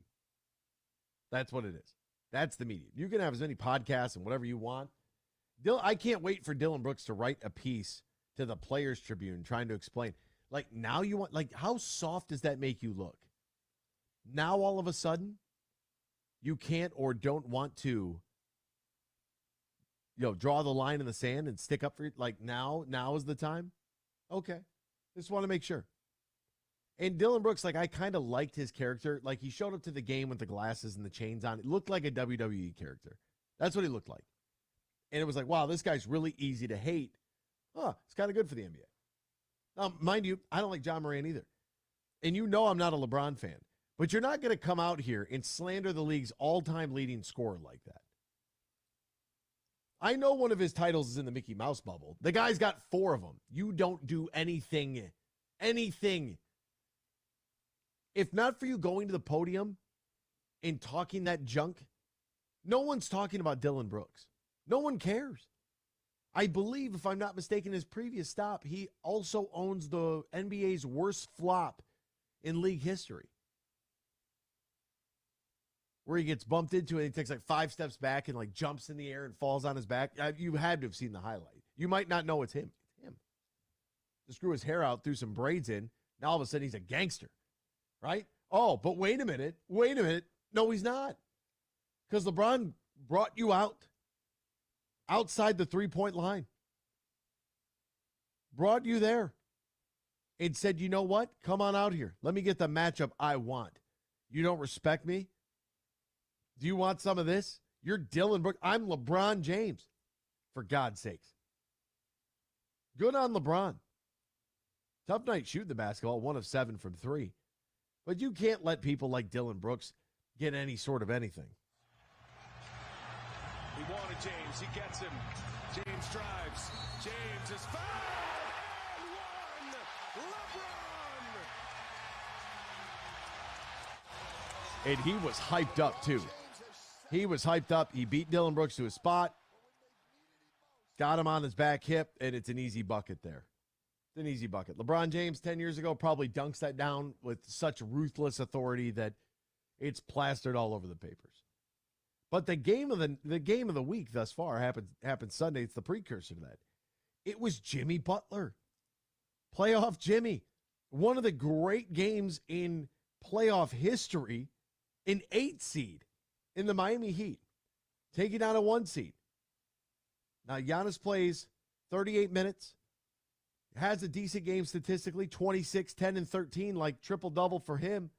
A steal, couple of blocks. Had some turnovers. Looked like he was still trying to shake off a little bit of pain. I don't know how you're supposed to stop a guy that's going for 56 points. 15 of 18 from the stripe. 19 of 28 from the field. 3 of 8 from the 3-point line. He's got the mid-range. He's got the guts. He can shoot it from anywhere. Good to see Duncan Robinson get some serious minutes after falling off of a cliff from the rotation. Plays 30 minutes. Goes 3 for 4 from 3 like that. Pretty good game for him. He's a plus 15. Like that's a really nice line for a guy trying to get his confidence back after just signing a massive deal and then falling completely out of the rotation. But Jimmy Butler went for 56 points, folks, in a playoff game. Dear heavens. He doesn't believe that playoff Jimmy exists. I'm like, bro, like you're a different player, and you can easily change the narrative surrounding your franchise and surrounding you as a player if you turn it up in the playoffs, because this is when it matters most. Action-packed night tonight here on the 26th at 7 o'clock over on NBA TV. Can the Knicks close out the Cavaliers? Knicks with a 3-1 series lead. Cavs got the back against the wall in Game 5. At home, Rocket Mortgage Fieldhouse. 7:30 on TNT. Lakers Grizzlies. You got to watch it. You have to. I mean, LeBron versus Dylan Brooks, part 2 in Memphis. Shut him out in Memphis. Oh, that would be that's great. You know LeBron wants the jugular there. 9:30 back over on NBA TV. You got to watch it. Miami Heat, Milwaukee Bucks. Can the Heat go on the road to the Cheesehead State and send Milwaukee, the Brew Crew, packing? They got the 3-1 series lead. 9:30. What an awful week that would be for just the state of Wisconsin. Oh, my God. You lose Aaron Rodgers, get swept by the Tigers, and then to just get ousted as the number 1 seed in the playoffs. All that work all season long to have that record. And you still don't have a pro hockey team. And you just dribble down your leg. And then at 10 o'clock, Warriors-Kings. The nightcap, TNT. Boy, that's late. Oh, that's late. All right, let's get to New York Scott, who is on hold. Good morning, Scott. How are you, my friend? Hey, morning, Bellino. Top of the morning to you guys. Bold draft predictions. I got the secret sauce, so I'm gonna unveil it to you guys now that we're a day behind. So it's fresh in the memory when they draft. You're like, dang, Scott from New York, he really hit it on the head. So okay, I like that. I'll give you both picks for the Lions, and I'll give you what the Giants are doing too in the first round. So picks for the Lions. If Will Anderson's there, it's an obvious no-brainer. They're taking him. I don't think he's going to be there at 6 unless they move, and I don't think they're going to move for it. So I think the top corner off the board, first corner off the board goes to the Lions. I think then back, what do you got, 16 or 18? Pick 18. 18. So, oh, man, it'll be a stretch. Maybe they move 2 spots to 16 to do it, depending on how the board falls. But one of the top tight ends, it's a no-brainer. You lost Hutchinson. That's the biggest hole on your offense right now. They're not going to try to Band-Aid Jameson, Williams or whatever for his stupid gambling thing. So you're either getting Kincaid or Mayer. Kind of jealous because both of those guys are rock stars. Myself, personally, I like Mayer better. I think he's overall more polished. But I think you're going to go top defensive corner because Anderson's gone. You're going to go tight end to replace that hole and get a really amazing tight end on a rookie deal. So that's what the Lions are doing. If anyone else thinks different, call me Friday. Let's see. And then the Giants, I think they got to move out of 25 to get one of the guys they want, which is either a receiver or corner. And I'm thinking corner is highly valued. So I think they move to 20 or 21, give up maybe a third next year and a fourth or fifth this year to make that hop. I think that's how the draft evaluation board works for points or whatever. But I think they move to 20 ahead of the Ravens, especially if they want a wide receiver. They're going to have to beat the Ravens. They're going to have to beat the Chargers. They're going to have to jump a few people that are really interested in that wide receiver from about 20 to 25 to be a run. So I'm thinking they're going to move up to 20 and either take the last corner, one of those 4 corners that are the top-rated corners, or they're going to take Jordan Addison, which I hope they don't, but maybe they will, or a Quentin Johnson at 2021. Those are my bold draft predictions for you. There he is, New York Scott, calling from an ice rink. Lot of scraping and sliding over there. Do you guys know this song? This is New York Scott's theme song. Did you know this? Neither one know it? Wrestling. Big wrestler. Bald guy. Goldberg. That's New York Scott. Yeah. New York Scott looks just like Goldberg. Could be his brother. NBA playoffs mean big hoops action over at DraftKings Sportsbook, an official sports betting partner of the NBA. Get in on all the excitement every game with a touch of a button.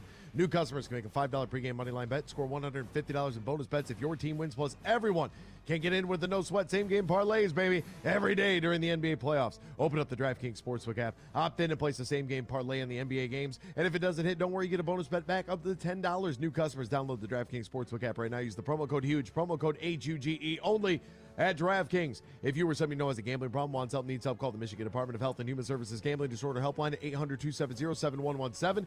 21 plus, Michigan only. Boundless bets expire 7 days after issuance. Opt-in is required. One bonus bet issued based on the amount of the initial losing NBA bet. Eligibility, wagering, deposit restrictions to apply. See terms at sportsbook.draftkings.com/basketball terms. Hour 3 is next. X's and Bros, Michigan Sports Network. In the den. Hey, sports fans, here's a hanging curveball that you can knock out of the ballpark. This is Matt Shepard, the voice of Detroit baseball, inviting you to step up to the plate at Eagle Casino and Sports, the mobile sports book where you can bet on all your favorites all year round, including, of course, our national pastime. So download the app and start winning today. Eagle Casino and Sports, made in Michigan, made for Michigan. Must be 21 years or older and in Michigan to play. Leadership is defined in part as a person who guides or directs a group. With so many young players, the Tigers desperately need someone to step forward. At a recent trip to Baltimore, I noticed veteran pitcher Michael Lorenzen talking with Tigers young players about baseball, the challenge of staying focused, and life after baseball. And it wasn't just young pitchers either, by the way. Every night you can see some young pitchers picking the brains of Eduardo Rodriguez and Matthew Boyd to get better. It's showing because the strength of this team early on has been its pitching. It's a really good example of why so many teams, no matter the sport, strive for a balance of veterans and young players, especially in baseball, because there's such a large learning curve at the big league level.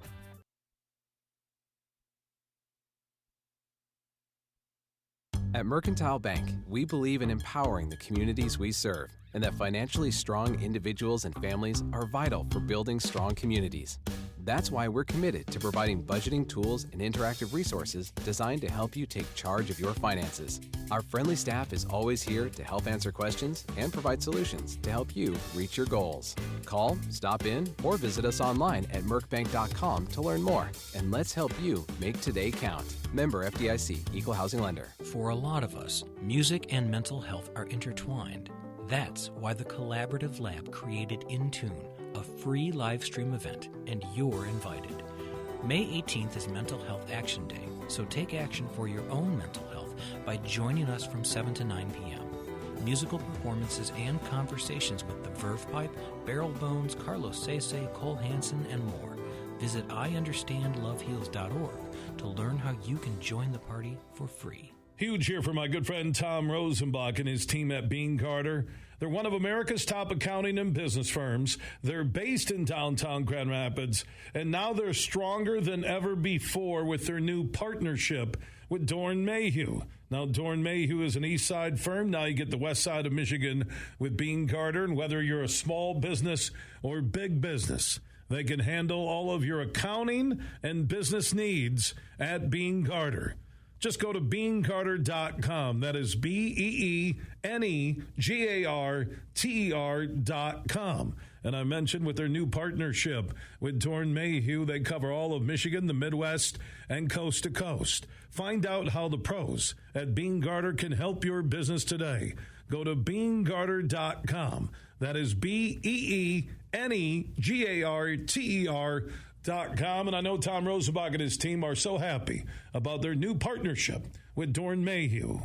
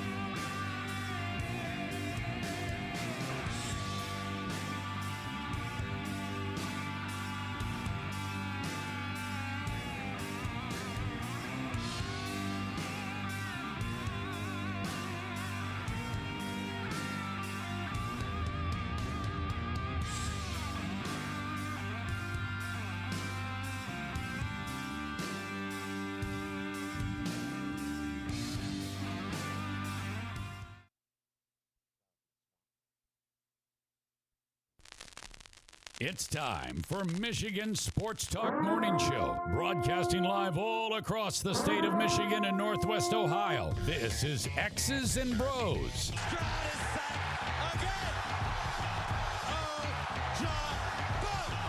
Swings it out to Sadiq Bey. Defended in the corner. To Abdul-Rahman at midcourt. Extra pass. And it goes for the win. The three-pointer by Jordan Poole. Here's the give. Walker. Kenneth Walker. Touchdown. Spotty. Goff's got it. Back. Looks. Throws. Ends up. Yes. Caught. Touchdown Detroit Lions. They did it. Amon-Ra St. Brown in the receiving end. Sends one to deep left center field. Back it goes, and that ball's out of here. A grand slam from Miguel Cabrera. He's got 2 goals. Larkin in on goal. Scores! His first career hat trick in his 7th season for Dylan Larkin. Here's your host, Anthony Bellino. Rise and shine, folks. Welcome back here, X's and Bros. Hour number 3 on this Wednesday. It's Hump Day, the 26th day of April, 2023. So great to have you right along with us one day before the NFL Draft. 2 hours away from a massive NFL Draft conference call. 24 hours plus away from the NFL Draft party at Ford Field. Very much looking forward and excited for all of that. And look, I don't want my statements to be misconstrued or taken out of context in regards to Dylan Brooks. And let me give you a really prime example real quick. If you show up to the game looking like Ice-T, right? The rapper, not like a glass of iced tea. And you don't know who Ice-T is, look him up. If you show up to the game looking like Ice-T, straightened hair, right? You got the glasses on, you got the big chain, you got the sweater thing. Colors. If you got all that going on, you better have the game to back it up. Don't dress like that and not have the game. Trae Young showed up to the arena, chains dangling, glasses on, AirPods in. It's fine. It's very similar to showing up to the golf course with the outfit. Now, Ricky Fowler did this thing to golfers in America where all of a sudden guys wanted to have orange shirts with orange pants and orange shoes that had white in them, like a giant creamsicle, right? They'd have a white belt and an orange flat bill looking ridiculous and not have the game to back it up.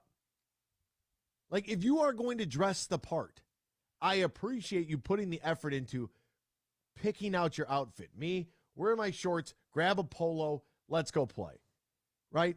Don't walk out there with all custom everything and the title is cart bag, dressed to the nines, and shoot 106. You'll look ridiculous. That's what I'm saying about Dylan Brooks. Let's get to Freddie. Regarding New York Scott, as they say, everyone has opinions. Well, that's pretty interesting.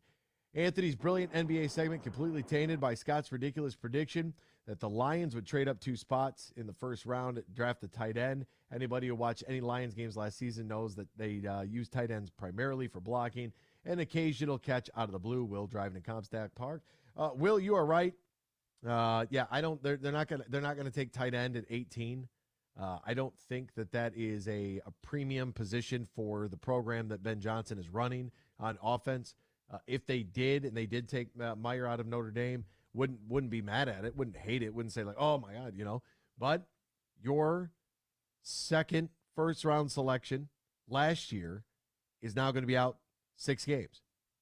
And now you have an issue where you have another first-round pick.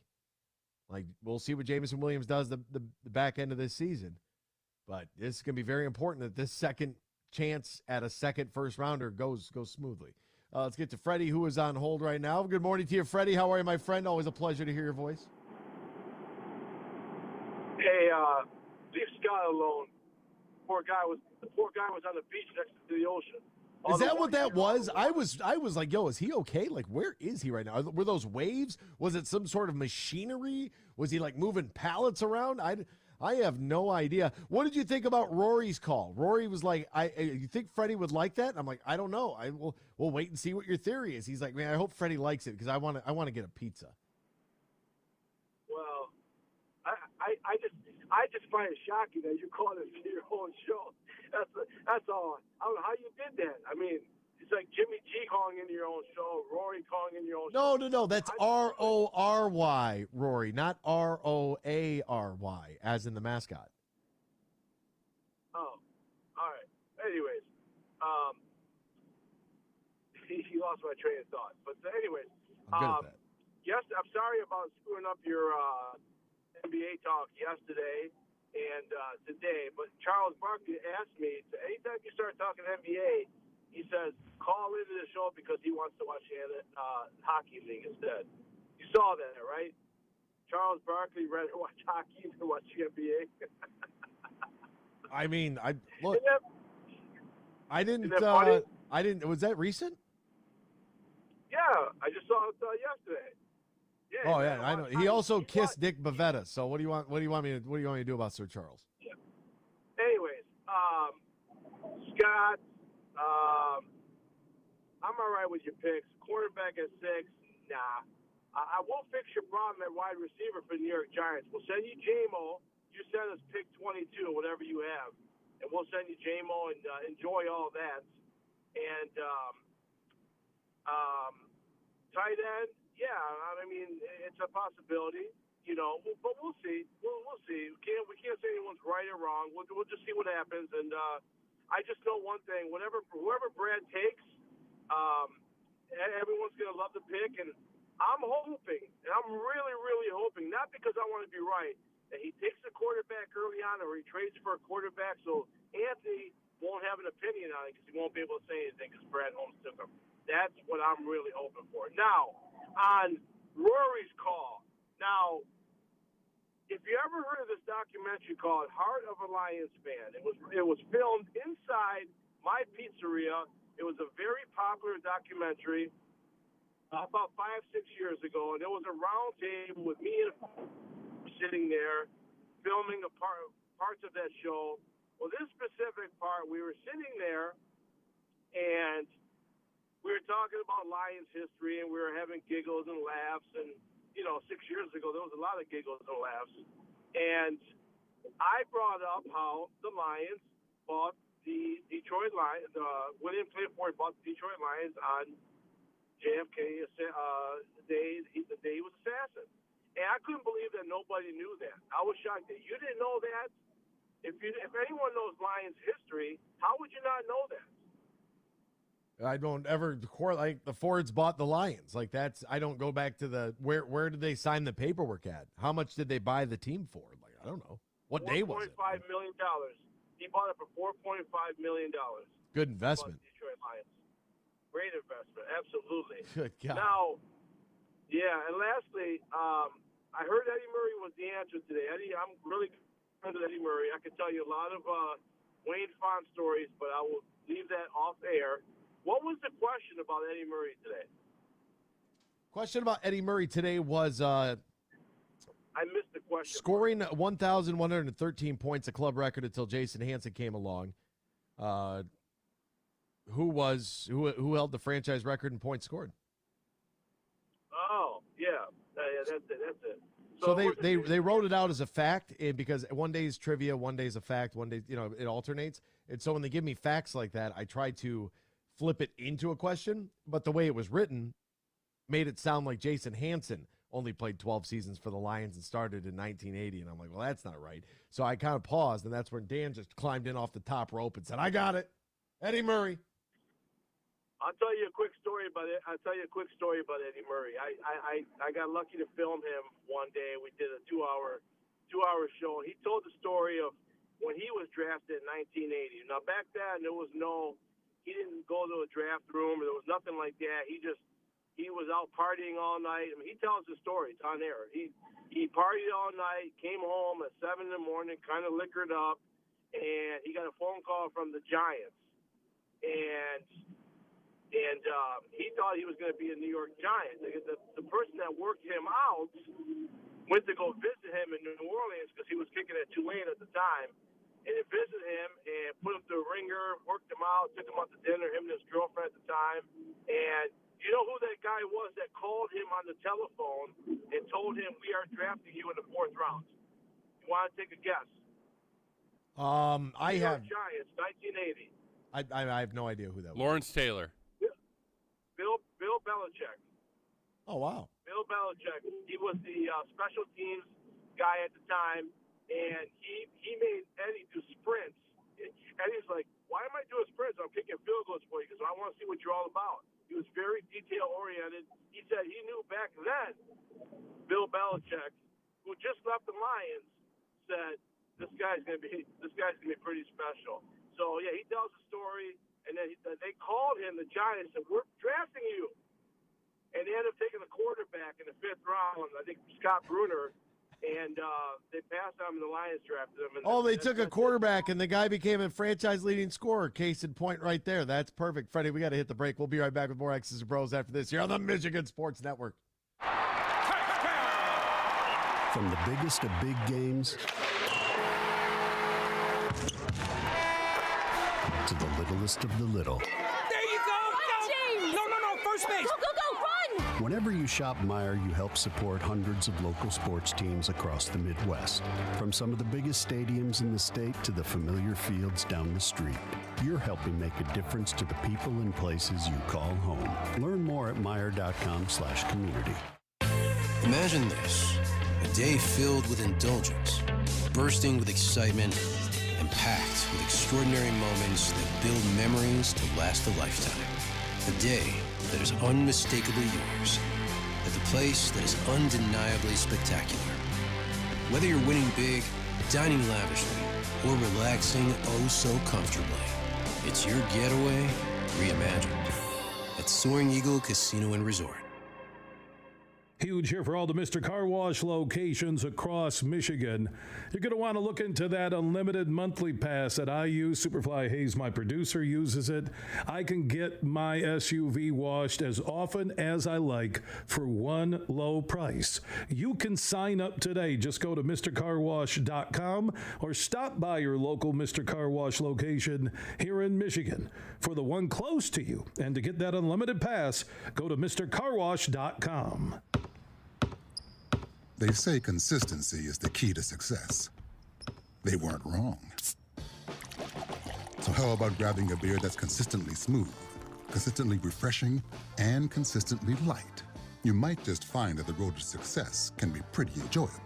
Michelob Ultra, the perfect balance of taste and refreshment, and only 2.6 carbs and 95 calories.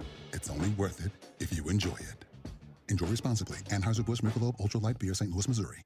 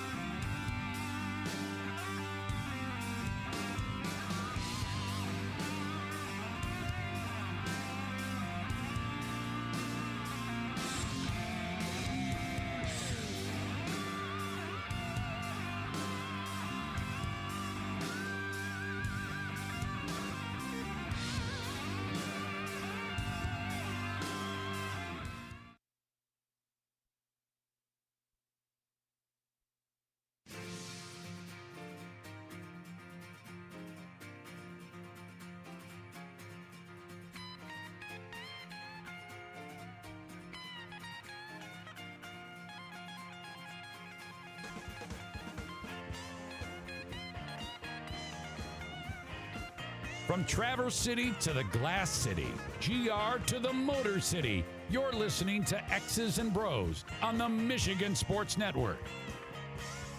Welcome back here to X's and Bros, Michigan Sports Network. Great to have you right along with us. Colton Pouncy of The Athletic will join us coming up in roughly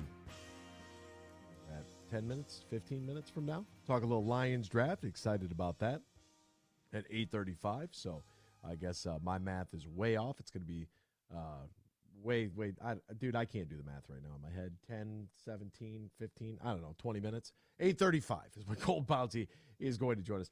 I do like the fact that in the last call, quarterback-heavy Freddie says that the Giants pass on Eddie Murray and draft a quarterback instead, and then Eddie Murray gets drafted and becomes the all-time leading scorer for the Lions. It just kind of proves my point. As far as going a quarterback early, I don't foresee that happening.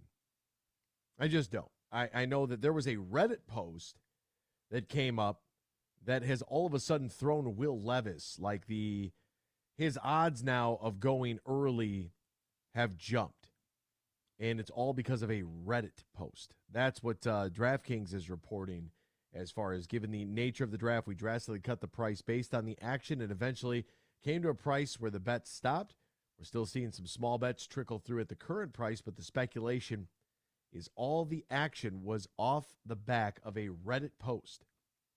There's definitely an uptick in the number of bets on Will Levis this morning, but nothing huge. They took a couple $500 bets from an Illinois bettor at 16-1, $825 bet on Levis at 12-1. All three bets were placed Tuesday morning after a Reddit post went up about 8 a.m. Interesting. Very interesting. Will Levis, the buzz. And we do this every single year. And there's no stopping it. Every year. We'll do this. Because you want to draft the quarterback now, but if the bottom falls out of it, or, Will Levis to be the number one overall pick went from 60-1 odds to 4-1. Bryce Young is still minus 1,000 to be your favorite, but from 60-1 last month to 4-1 odds of being the number one overall pick. That's crazy. And we'll continue to do it. And some franchises will continue to fail. Right? They will. Right? Somebody's got to draft Mitch Trubisky. Somebody's got to do it. And I know what you're going to say. Well, Patrick Mahomes is right behind him. Somebody's got to draft Mitch Trubisky. You got to choose the right one. And you got to have the team around him in order to be successful. So we're going to continue to overvalue that position religiously. And they're not, here's the thing. So in Freddie's call, he says, well, if the Lions take a quarterback early, which I don't believe they're going to take a quarterback in the first round, maybe at 18, not at 6. I just don't believe that's the truth. And we'll find out tomorrow night what happens and what comes to fruition and what doesn't. But, if I'm right, you're going to hear about it Friday morning. And, well, whoever Brad Holmes drafts, you're going to be a fan of. Well, I'm going to root for the kid. Like I said, I rooted for every pick that Bob Quinn made. If Jeff Okudah was still on this team, I would be pulling for him. I want them to be successful. Did he have a good start to the year last year? Yes. Did he fall off at the end? Yes. Both statements are true. Was he on the verge of, being traded away, let go for the franchise? Yes. All of those things are true. Was I mad at Jeff Okudah? No. I wasn't mad. I wanted him to figure it out because he spent the 3rd overall pick on him. It happens.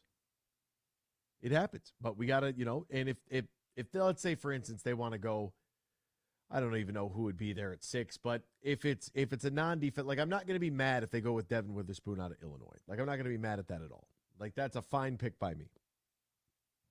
Because they need a corner on the books, and that kid will go out there and hit people.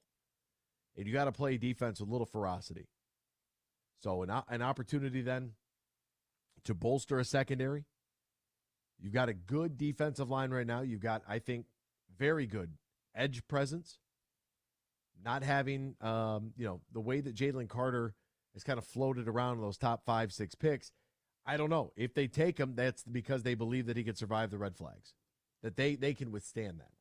If they pass on him, then obviously that it wasn't meant to be, and they didn't think he was worth the baggage. And I'm fine with that. If they don't think somebody's worth the baggage and that guy turns out to be a model citizen, then good on that guy. Right? Learning lesson for him. But is it worth the risk? Now, I'm also not going to go trade Jamison Williams, who we've seen very, very minimal action. I'm not going to go trade him for a pick in this year's draft. I'm not going to do it. Like, they have plans for him.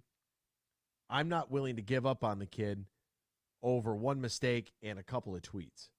It's not, that's just not me. Now, if he was pulled over with a pound of weed and a couple handguns in his car, then yeah, then you can ship him off. But until then, like the gambling thing, like I said, Calvin Ridley's an idiot. CJ Moore and Quintez Cephas, I mean, they're done. Their careers are basically over at this point. So they've made their bed. They have to lay in it. Jamison Williams, I'm willing to give the opportunity and the benefit of the doubt over a rule that's a little finicky to begin with. But, hey, the rule is the rule. Now you know, and everybody else knows too. Last night, the Stanley Cup playoffs, my New York Islanders, 3-2 winners over the Hurricanes. Carolina still leads that series 3-2, but that was a massive game for the Islanders. The Stars were a 4-0 winner over the Minnesota Wild. Dallas now leads that series 3-2. And my Oilers, get oily. Darnell Nurse, that's my guy. 2 assists in the game. Shout out to him. A 6-3 winner over the L.A. Kings. Edmonton is taking control of the series, now leading it 3-2. And watch out for the Edmonton Oilers, maybe figuring something out. Good for them. Draisaitl, goal, of course. Kane, goal. McDavid, couple of assists, although he was a -2. Like, nice game. Really nicely done by the Oilers. Come on, Edmonton. I'm rooting for you. And then tonight in the Stanley Cup playoffs, like I said, and I'll say this about every series, I hope everything goes 7. You'll get the Panthers and the Bruins in Boston, 7 o'clock puck drop over on ESPN. It's a 3-1 series lead for Boston. That one is over. Like, this is the game where you're going to get the nail in the proverbial coffin for the Florida Panthers. Thanks for playing. And then at 9:30, you will get, with a series tied at 2 games apiece, the Colorado Avalanche hosting the Seattle Kraken at 9:30. Tomorrow night, really rough night for all sports leagues that aren't the NFL draft, because you have 3 NHL Stanley Cup playoff games. Maple Leafs, the Lightning ran into a guy from Toronto yesterday. He had this black and orange. Remember the old black and orange NHL logo style? Do you guys remember that? The color scheme they used to run with? Oh, yeah. It was the original 6 coat, and it had the old NHL shield on it. And I said, oh, a big NHL guy, huh? And he's like, yeah, I'm from Toronto. I was like, wow, this could be the year for your Leafs, huh? And he's like, oh, man, did you see I was a big comeback win? He said, oh, man, he was all excited. He's like, I don't want to put the cart before the horse, but I said, no, you have all the reason in the world to be excited. All the reason in the world. And then tomorrow night as well, not only Stanley Cup playoffs, only one game on the NBA side. So they kind of luck out. 8:30 on TNT, Celtics and Hawks, because all eyes in America are going to be on the NFL draft. It is Christmas for the football fan in your life, and there's no other way about it. We are all rushing to the tree to see what the commissioner, a.k.a. Santa Claus, Roger Claus, is going to deliver to us. Right? What are our picks going to be? How is it going to change the face of the franchise? This is one of the great moments in sports where it changes a young person's life forever, and it could ultimately change the outlook of your franchise and the trajectory forever as well. We'll talk more about the Lions draft with Colton Pouncy coming up next. Golf season's here. Matt Golden and his team are ready to welcome you to one of the best golfing experiences in the great state of Michigan. Tullymore Golf Resort, located in Canadian Lake, smack dab in the middle of the state, about an hour north of Grand Rapids, 30 minutes west of Mount Pleasant.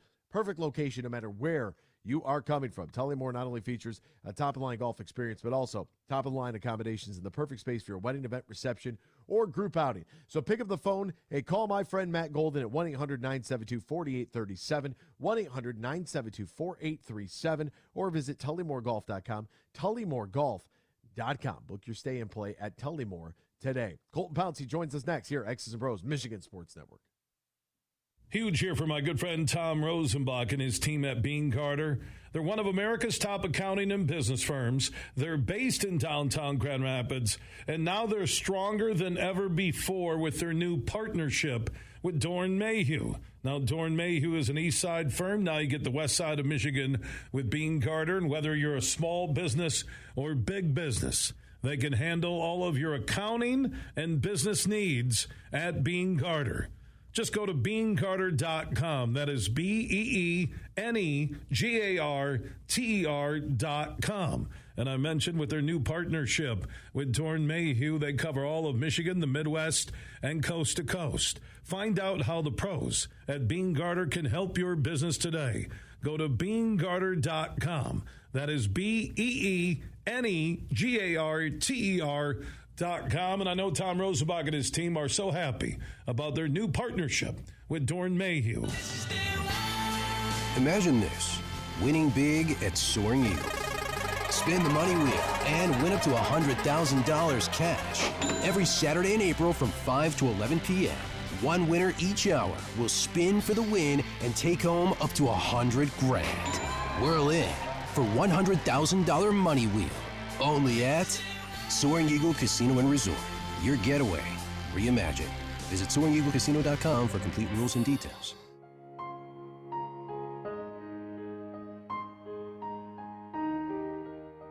If you or your family is touched by autism, learn more about Freddy's Foundation at #PopTheTap at FreddyThePizzaman.com. That's FREDI, thepizzaman.com, or email FreddyThePizzaman@gmail.com.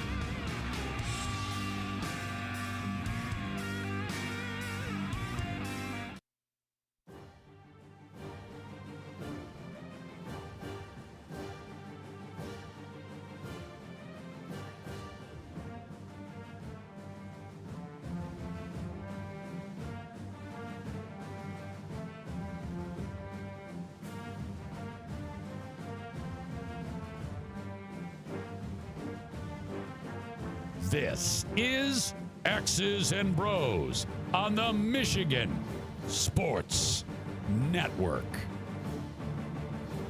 Hey, folks, a reminder. NBA playoffs means Br0's hoops action over at the DraftKings Sportsbook, an official sports betting partner of the NBA. Get into the excitement of every game with the touch of a button, where new customers can make a $5 pregame moneyline bet, score $150 in bonus bets if your team wins. Plus, everyone can score a no-sweat same-game parlay every day during the NBA playoffs. Open up the DraftKings Sportsbook app right now. Opt in and place the same-game parlay on any NBA game. If it doesn't hit, you get a bonus bet back up to $10. New customers, download the DraftKings Sportsbook app right now. Use the promo code HUGE, promo code HUGE only at DraftKings. Disclaimer time. If you or somebody you know has a gambling problem, wants help, needs help, call the Michigan Department of Health and Human Services Gambling Disorder Helpline at 800-270-7117. 21 plus, Michigan only. Bonus bets expire 7 days after issuance. Opt-in is required. One bonus bet issued based on the amount of the initial losing NBA bet.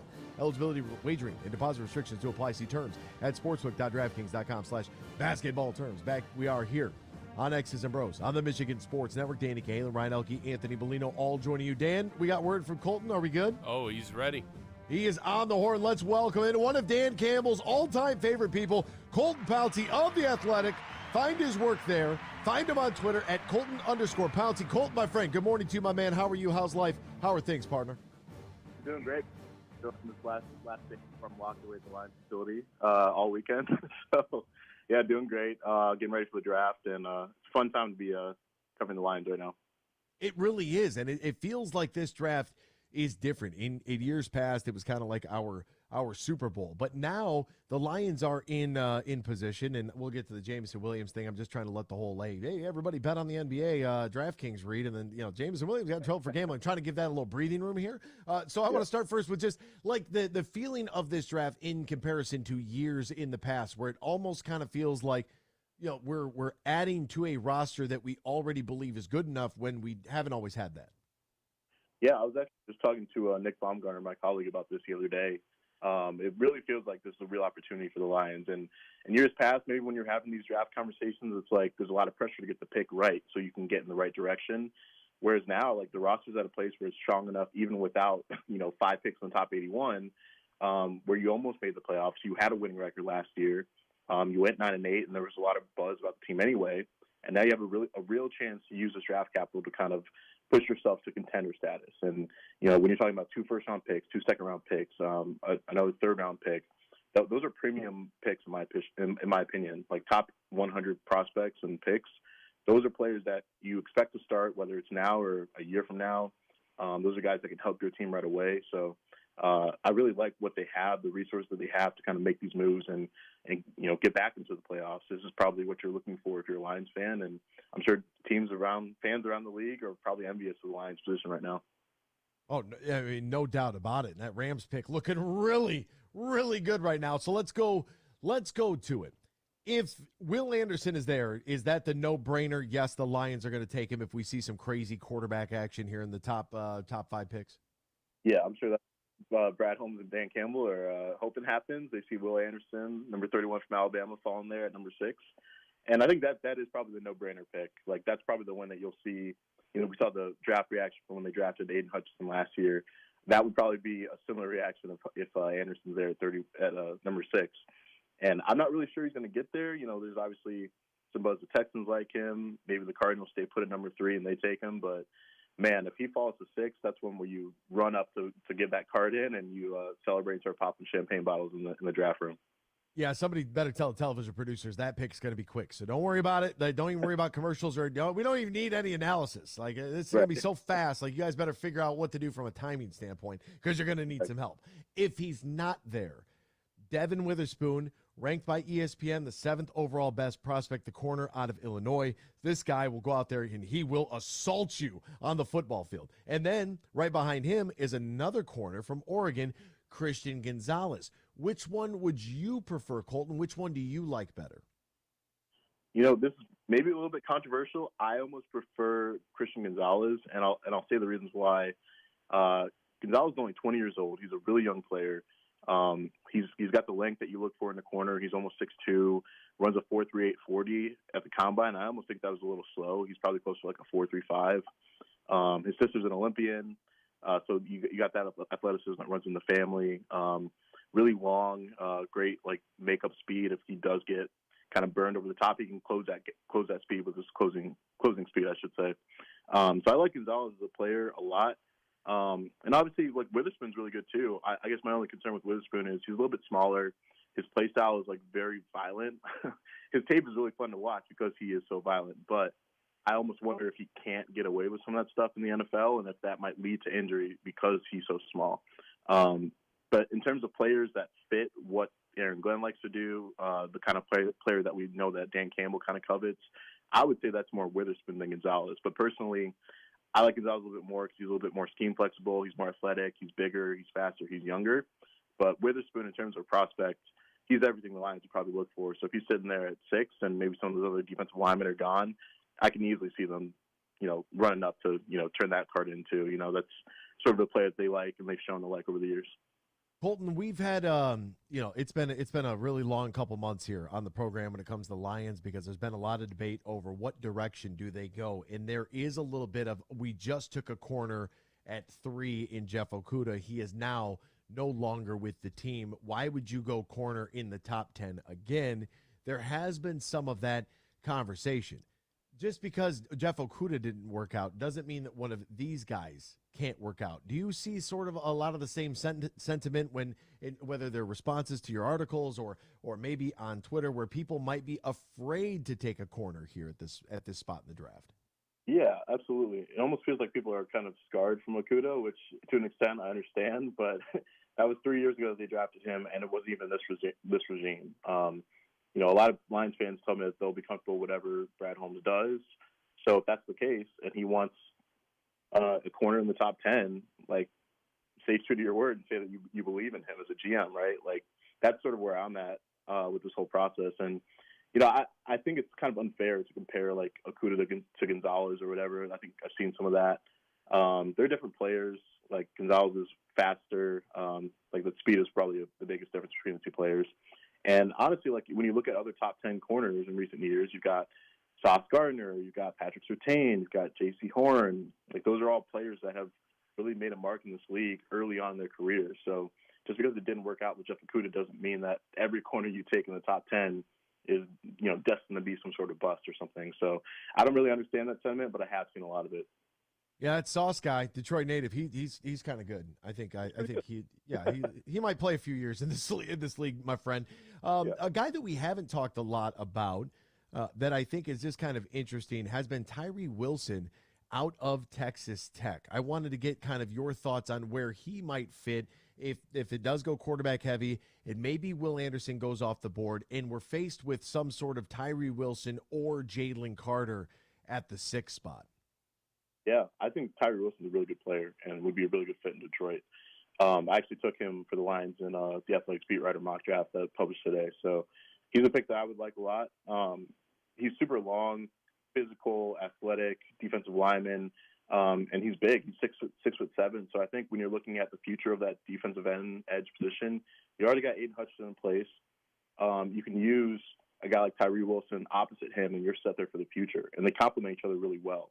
If you have Tyree, you let him play like the heavy end position on their defense, then you let Aiden on the other side stand up, do what he wants, and wreak havoc on the other side. So, teams are always looking for pass rushers, and when you have a chance to get one at 6, like, that's a premium position. So I understand why you want to go that route, and that's probably something I would do too.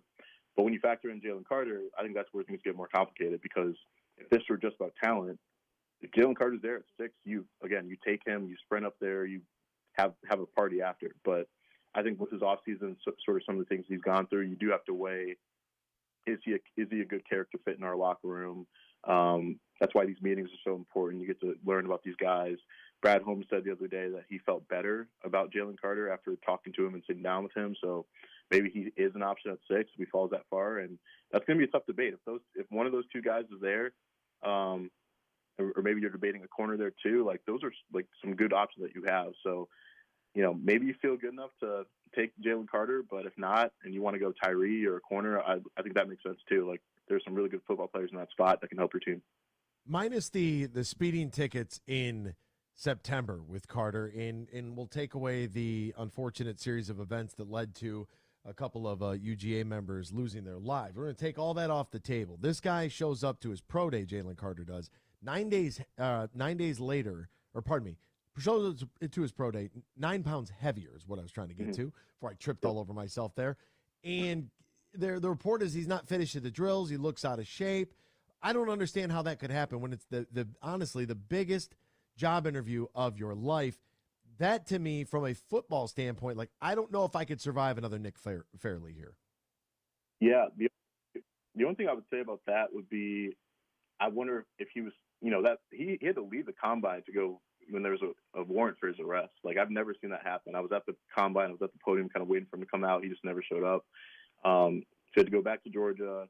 Maybe he was still dealing with some trauma, some fallout from that whole thing, and maybe he just wasn't ready for his pro day. So if that's the case, that's sort of on his people to say, hey, we're not showing up to this. We'll have a private workout like 3 weeks later, if that was the case. So I don't know if that's it. That's sort of some speculation on my end.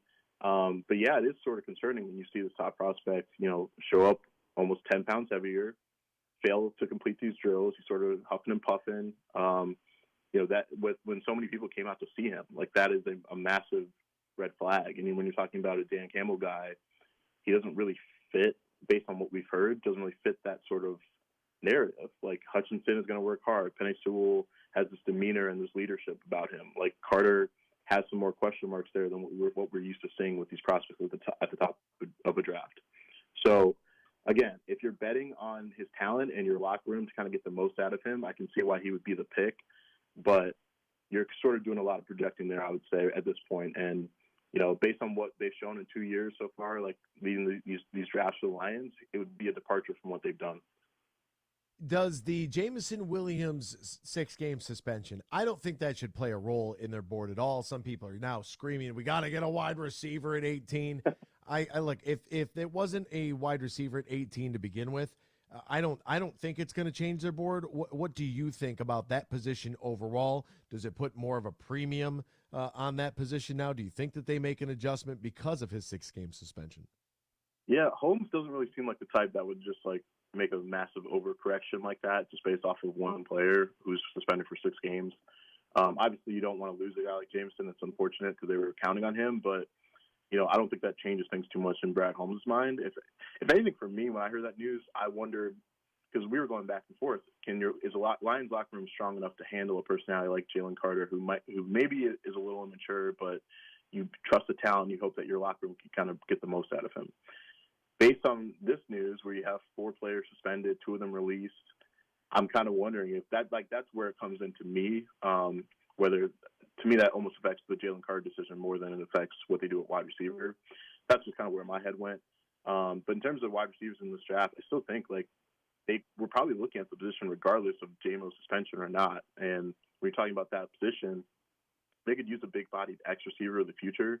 So the guy I was looking at was like Tennessee's Cedric Tillman, who kind of reminds me of maybe a poor man's Mike Evans. He's a bigger receiver, can go up and get the ball, scored a lot of touchdowns for Tennessee last year. If he's available in the second round at pick 55, that makes sense. And you're not really reaching. It's not like you're saying, oh, well, we got to take Quentin Johnson at 18 now, or Jordan Addison, the USC receiver, at 18, even though they weren't on our board that early before. So I think that sort of sticks to your plan. It gets you some help at wide receiver. Maybe a guy like that can kind of keep things going until Jameson is ready to come back, ready to play. And again, he's still a long-term piece that fits in really nice with Amon-Ra St. Brown and Jameson Williams. So that's kind of where my head was at. I don't know if Brad Holmes' mind has changed that much just because of the suspension, but I still think they should target a wide receiver at some point. Colton Pouncy joining us right now. And Colton, there are some people that subscribe to this idea that you take a quarterback and you just relentlessly take quarterbacks. In every draft, at every pick, I don't get it. I don't understand it. I'm like, what do you guys want to be, the Cleveland Browns, for God's sakes? But anyways, neither here nor there. There is a quarterback that I'm very interested in. You mentioned Tennessee. Let's go back down there. Hendon Hooker, where he might fall. 6'3", almost 220. 27 touchdowns, only 2 picks before the injury last season. Beat Alabama. That's kind of a big deal. Plays in the SEC. A majority of the draft picks, they produce a ton of talent down there. I'm very interested in Hendon Hooker. Is this a draft where the Lions take a look at adding somebody to that room? And if so, what pick do you think that's a good one to target? I definitely think they're going to add a quarterback, and Brad Holmes has been pretty open about that this offseason. Obviously, they brought back Nate Sudfeld. They have Jared Goff in place, but Holmes told us, like, look, we're looking to add to that position. I think we'll try to have a third quarterback here at some point. Seems like they have an offer out to Teddy Bridgewater. That's what Ian Rappaport reported. And a lot of those veteran quarterbacks that are free agents right now are kind of waiting until after the draft to see what teams do before they commit to joining a team before the draft. Because all of a sudden you could sign with the team and they draft a quarterback and you're second or third on the depth chart. So I understand the thought process there. But in terms of some of these quarterbacks, and especially you mentioned Hendon Hooker, I think it depends on where you can get him. So for me, I kind of have like a second round grade on Hooker. Maybe if you weren't, the torn ACL and the age, he's 25 years old, be 26 at the end of his rookie year. That's not exactly what I'm looking for from the quarterback position, but he is talented. I also have questions about the offense he played in at Tennessee. I covered their head coach, Josh Heupel. He was the OC at Mizzou when I was there. And that's sort of a very quarterback-friendly offense, so I wonder how that translates to the NFL. So you might have a learning curve there. He's already 25, will be 26 in January. He's coming off a torn ACL. So to me, that's more of like a second, maybe early third-round prospect. But for the buzz that he's getting right now, seems like he might sneak into the first round. And I wouldn't take him at 18. There are some teams that might want to take him that early to kind of jump the line there with teams that might be looking at him in the late 20s. But for me, if I'm the Lions and you really want a quarterback and you're not taking one in the top 10 like Anthony Richardson, maybe you do try to move up from the second round into the late first and try to get a Hendon Hooker and say, look, he could be a high-quality back for a few years, and he has enough talent to develop into a starter down the road. So we feel good about this pick. We like what we did here, and we're not apologizing for it. So it might just be as simple as that if they go that route. I don't understand all the Anthony Richardson hype. I mean, I know the guy can jump out of the gym. That's great, but his vertical leap was almost higher than his completion percentage last year at Florida. Like, what are we doing? What are we talking about? You know what I mean? And people that want a quarterback at 6, I can't rationalize that because you already have Jared Goff, who's proven over 4,000 yards passing last year, 8-2 in the final 10, didn't throw a pick. Like, the dude was money, lights out. I just don't know if you could spend pick number 6 on a guy that's not going to get on the field right away and help you tomorrow. It would definitely be a long-term pick. And I'll say this about Anthony Richardson. Watching his offense at Florida did not help him a ton. Like, he was a first-year starter who's 20 years old, playing in the SEC, and they had a lot of these, like, it was basically a boom-or-bust offense. There weren't a ton of underneath options for him, which kind of hurt his completion percentage. His receivers were not good. They dropped a lot of balls. They were not really big targets for him. So I think that's sort of what hurt his completion percentage. I know his accuracy wasn't great at all, but I think that's stuff that you can clean up with more playing time and experience and better footwork and mechanics, which I think he's already worked with his quarterback trainer this offseason to kind of improve some of that stuff. And so when you're talking about him, he gives you a high floor as a rusher. Again, only 20 years old. He's really young. He's still learning the position. He probably could have used another year. And if he came back to Florida and threw 30 touchdowns this past season or next season, you're talking about a top 5 pick easy, regardless of like what we knew about him before. So, and a lot of it has to do with timing, I would say, because like if the Lions make the playoffs, they're not going to be picking this high again. You're not going to be able to get a guy like this unless you trade the farm for it. So I think that's the argument for a quarterback now. I understand Jared Goff is playing some really good football, and you might not want to rock the boat. That's totally fine. You can still draft a quarterback in the mid rounds. Later on, day 3, there's some good options out there that you can have. So I understand the debate between quarterback. I might lean – I don't know if I would lean towards one at 6, but I would understand it, and I think it's easy to justify if you're Brad Holmes.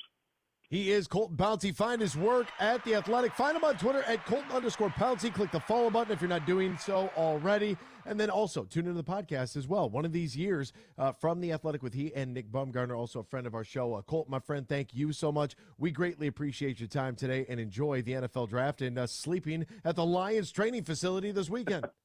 Appreciate it, man. Have me on. There he goes. We'll talk to you tomorrow. Same time, same place, right here on X's and Bros on the Michigan Sports Network. For a lot of us, music and mental health are intertwined. That's why the Collaborative Lab created In Tune, a free live stream event, and you're invited. May 18th is Mental Health Action Day, so take action for your own mental health by joining us from 7 to 9 p.m. Musical performances and conversations with the Verve Pipe, Br0's, Carlos Sese, Cole Hansen, and more. Visit IUnderstandLoveHeals.org to learn how you can join the party for free. The 1-2. Right side, there it is! Hey, sports fans, here's a hanging curveball that you can knock out of the ballpark. This is Matt Shepard, the voice of Detroit baseball, inviting you to step up to the plate at Eagle Casino and Sports, the mobile sports book where you can bet on all your favorites all year round, including, of course, our national pastime. So download the app and start winning today. Eagle Casino and Sports, made in Michigan, made for Michigan. Must be 21 years or older and in Michigan to play. Have you ever played golf at Tullymore, St. Ives? Have you experienced a stay-and-play package in Canadian Lakes, Michigan, less than an hour north of Grand Rapids? Well, here's what you need to do if you want to take advantage of great deals right now. Go to tullymoregolf.com. That's tullymoregolf.com, and you'll see the link for packages, accommodations, dining, meetings, weddings, events, and so much more, and especially golf on the 18-hole layout at Tullymore and the 18 holes at St. Ives. And they can accommodate any group, whether it's 2 people getting together or 200 looking for a weekend or an overnight celebration. That includes a little business, golf, great food, and beverages. Just go to tullymoregolf.com. That's tullymoregolf.com. They're located in Canadian Lakes, Michigan, less than an hour north of GR. Get more info at tullymoregolf.com. Huge here for my good friend Tom Rosenbach and his team at Bean Carter. They're one of America's top accounting and business firms. They're based in downtown Grand Rapids, and now they're stronger than ever before with their new partnership with Dorn Mayhew. Now, Dorn Mayhew is an east side firm. Now you get the west side of Michigan with Bean Carter, and whether you're a small business or big business, they can handle all of your accounting and business needs at Bean Carter. Just go to beancarter.com. That is BEENEGARTER.com. And I mentioned with their new partnership with Dorn Mayhew, they cover all of Michigan, the Midwest, and coast to coast. Find out how the pros at Bean Carter can help your business today. Go to beancarter.com. That is BEENEGARTER.